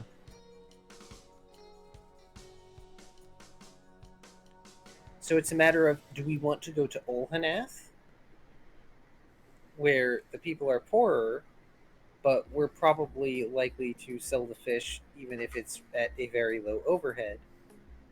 Or do we want to cure it and go to Tierted instead? Or La Cloche? Moins Honnet is also rife with crime, though. The only other option that I can think of, and it would still require several days, is taking the fish back up to Galarath.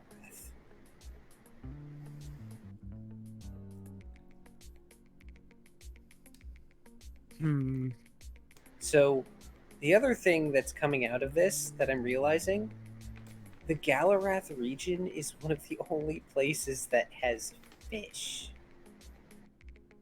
Which is to say, if we do some cured fish and then take it to the other end of the frickin' world, we can name our own price pretty much, probably. That requires it surviving that long, and none of us knows the certain spell that would make that possible. Yeah. None of you know cooking well enough to do so, you think. Also that.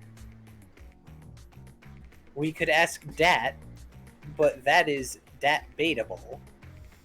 I mean, Dat would be probably excited to have some fish. Just saying, maybe. Well, easy solution. Right before we decide to go get fish, we asked Dad if he thinks he can make it preserved for a while. Define a while. Longer than 3 days. It'd have to be cooked, and then salted. No, you'd have to salt it, then cook it last minute, and then salt it again, which means it'd be fish jerky. I could make fish jerky. It's kind of gross.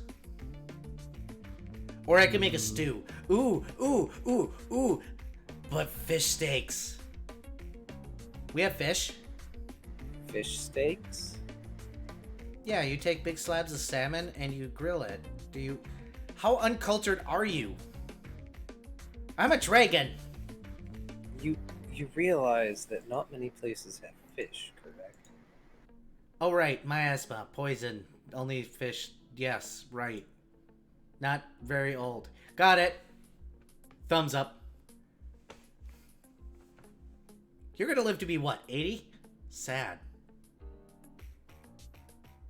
It depends on how much my draconic bloodline kicks in. Even more sad. I'm saying I could live longer, not shorter. I mean, technically you could live shorter. It depends on how stupid you are. He's not wrong. Pokes at Dat with this grim smile. Noms onto finger. Says the sausage that keeps eating sweets. I need the energy for draconic knowledge. And reasons that you don't understand. Mortal. Squint. Amused look. So what I'm being told is that there's no way to get this fish to last more than 3 days. Well, you need a faster ship. Or the ability to freeze it solid. If you could freeze it, that'd be great. But I don't know if you all have the knowledge to do that. Slowly turns to look at exhausted Captain. Hey, X. Can you freeze stuff in blocks of ice?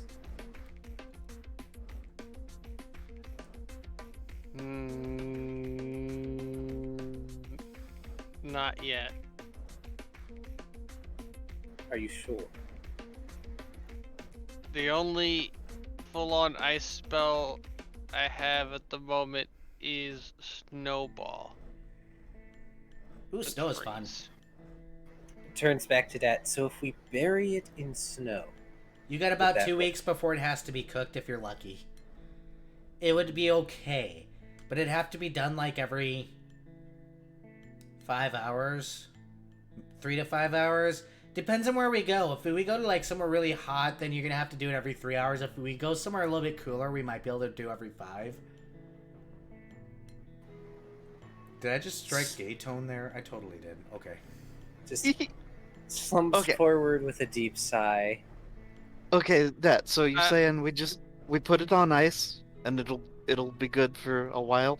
Well, you gotta cure it and ice it, but yeah. How do But- you mortals but- not have figured this out yet? Wait a minute, you're not merchants. Why are you merchanting? Because it gets us money at the moment in order to do the things we want to do. Oh, right. Mortals have money problems. You can't just steal everything because it belongs to you already. Right? I twitch. Everything is mine. Except for things that aren't mine, but they will be mine. Also, take- I'm squinting at these time frames for this fish. If things are stolen from my room, I will turn you into a fucking icicle. But you're mine, and everything that you have is mine. Therefore, that you're allowed to have things because I allow you to have things because you're mine. She forms a snowball in one hand, Oh, gimme! I've missed snow. beans him in the head. There was plenty of Well- snow in New Eden. That was smelly snow. It smelled like animals. This is pure and clean, and then he proceeds to lick it. By the way, he has to have a fort saver be staggered. Making me pull up his goddamn character sheet. What is this for? I cast snowball at him. What do you want from me? Oh gosh, Era. He's getting brain freeze. Oh god, he rolled a 1. Oh no. He got brain freeze from licking the Flails. snow. Bad snow cone! Bad snow cone! Oh. Hey, Ix, do you think you can just make those and we can sell them? What, snow cones? Sure, why not? I mean, do we have everything else we need to make snow cones? We got fish, we can make sushi cones. That That's is not how that disgusting. works. Ixodras looks just on it to be frank, insulted by that. Darren shrugs. He is obviously not a culinarian. Neither is Ixodras, and she's still insulted. I'm Darren smiling gets too hit hard. Darren gets hit in the face by a snowball. Great, now I have to make a fortitude save. Yeah, the snowball, bear in mind, only produces so much snow. So... There's Ray of Frost. You don't have Ray of Frost? I do have 15. red frost, but doesn't freeze. It just makes you chilly. 15 I don't think passes her DC.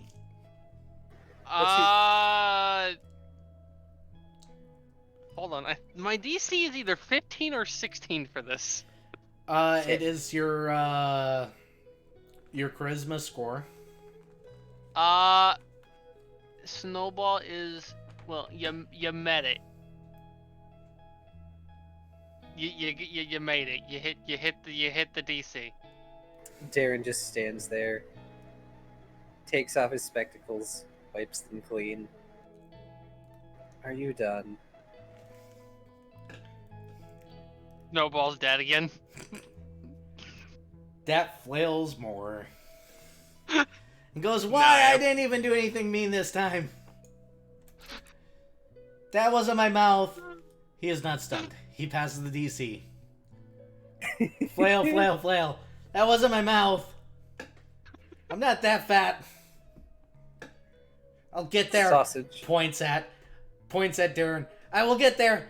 Ancient Draconic Secrets, be a big dragon again. I miss it. You all suck. And then he recedes to his thing. You don't get any of my special cookies I made. I mean, you wanted the snow. In my mouth.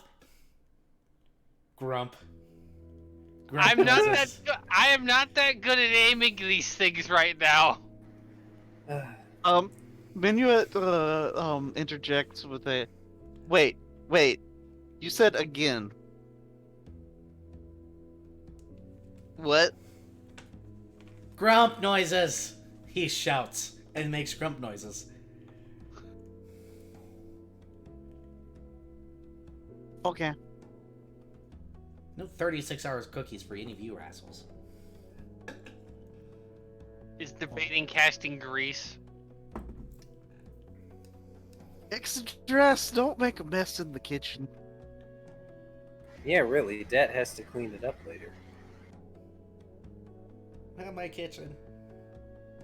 No messes in the Looks kitchen. at Darren, narrows Okay, eyes. okay. Minuet Why will would it remember work? the last time that I used the spell. Oh no.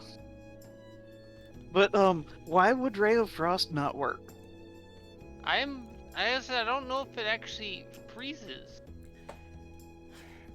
Probably because the amount of casting that would be required.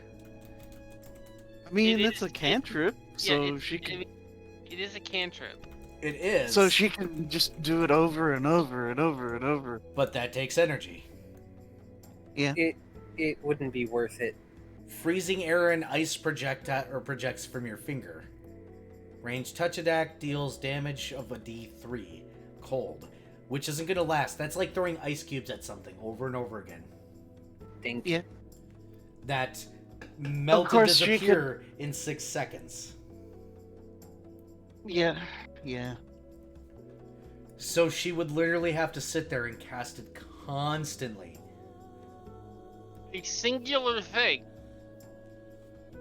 Over and over and over again. That will burn anybody out. Yeah. Okay. So it looks like our best bet is to get some higher end fish, as well as some lower end fish. Salt, in order to preserve it, and then we take it to Tiorted, because that's going to be our checkpoint on the way.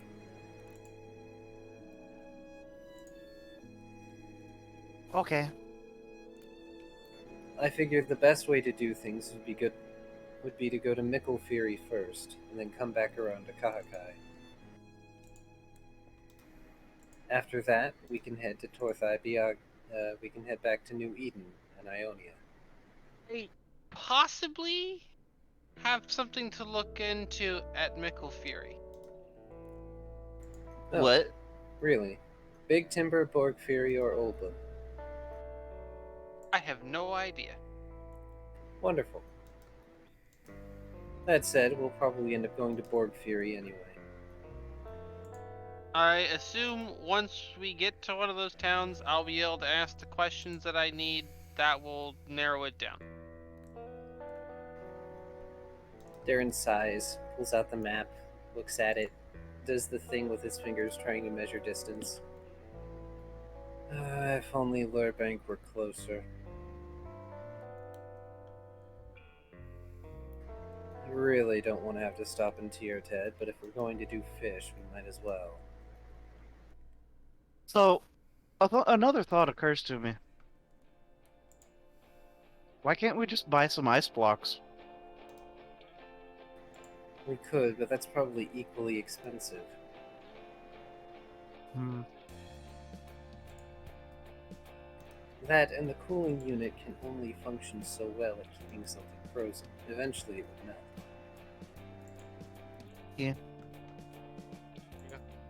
But the larger the block of ice, the smaller the surface area. The smaller the surface area, the longer it takes to melt.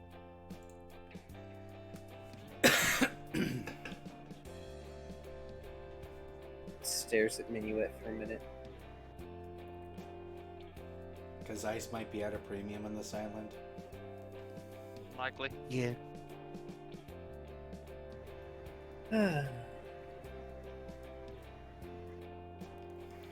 Or we can discount fish altogether.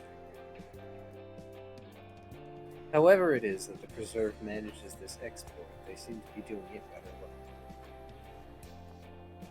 Besides, considering the limitations and the taxation we receive, it's not as though we can do the same thing we did back in Ionia.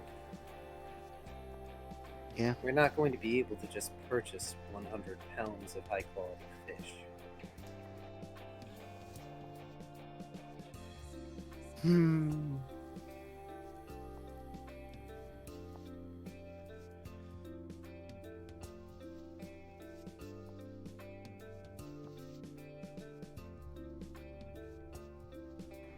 How about this?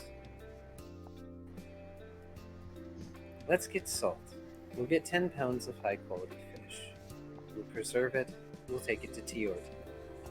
From Tiorted, we can go around and either stop in Lurbank or Baukoast. Then we can make our way down to Borg Fury. We could go to Big Timber, but Borg Fury is the capital of Mctier. It'll be easier to obtain what we need there for the repairs.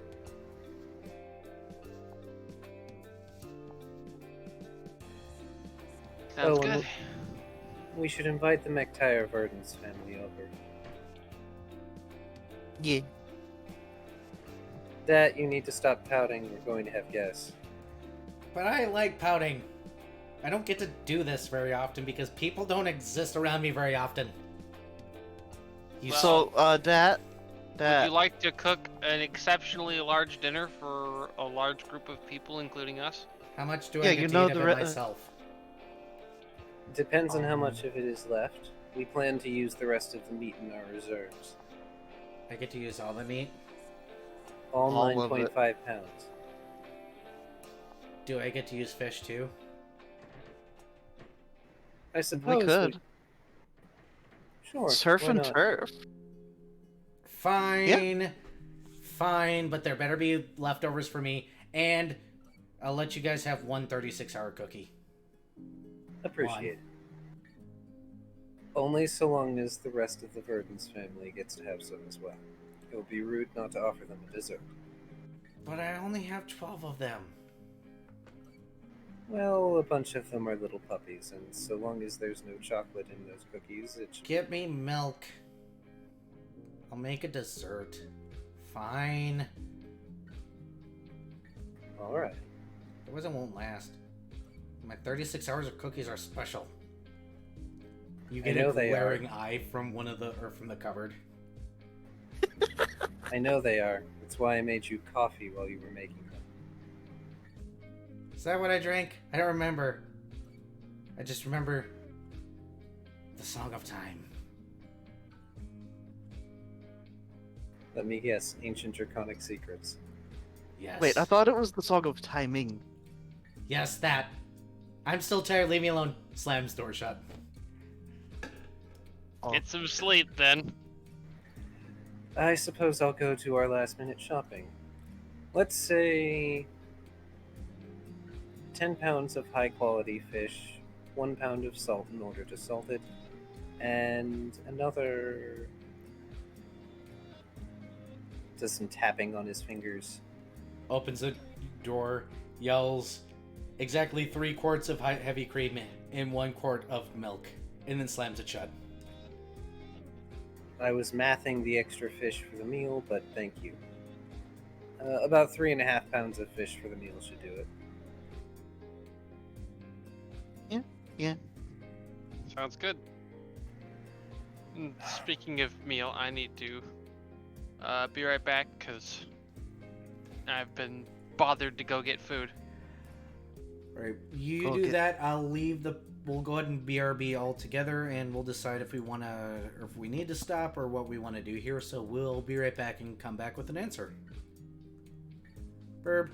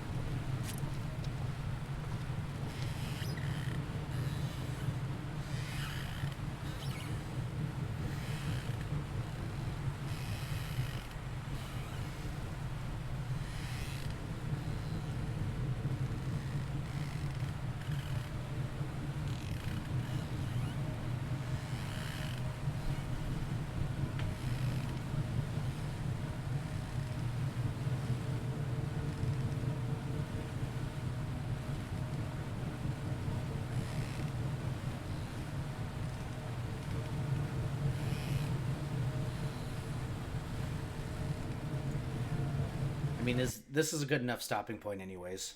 Y'all can Yeah. spend a week figuring out what you're gonna do with fucking fish this way. 2 weeks? 2 weeks. Cool. Yep.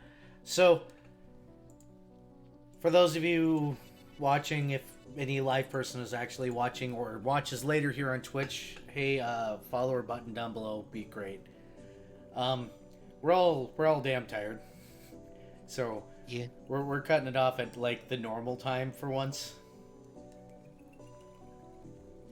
If you're over on YouTube land, hey, like, subscribe, hit the bell icon thingamajigger. Cool, take care of yourselves, drink more water, get good sleep. Bye and whatnot. Later.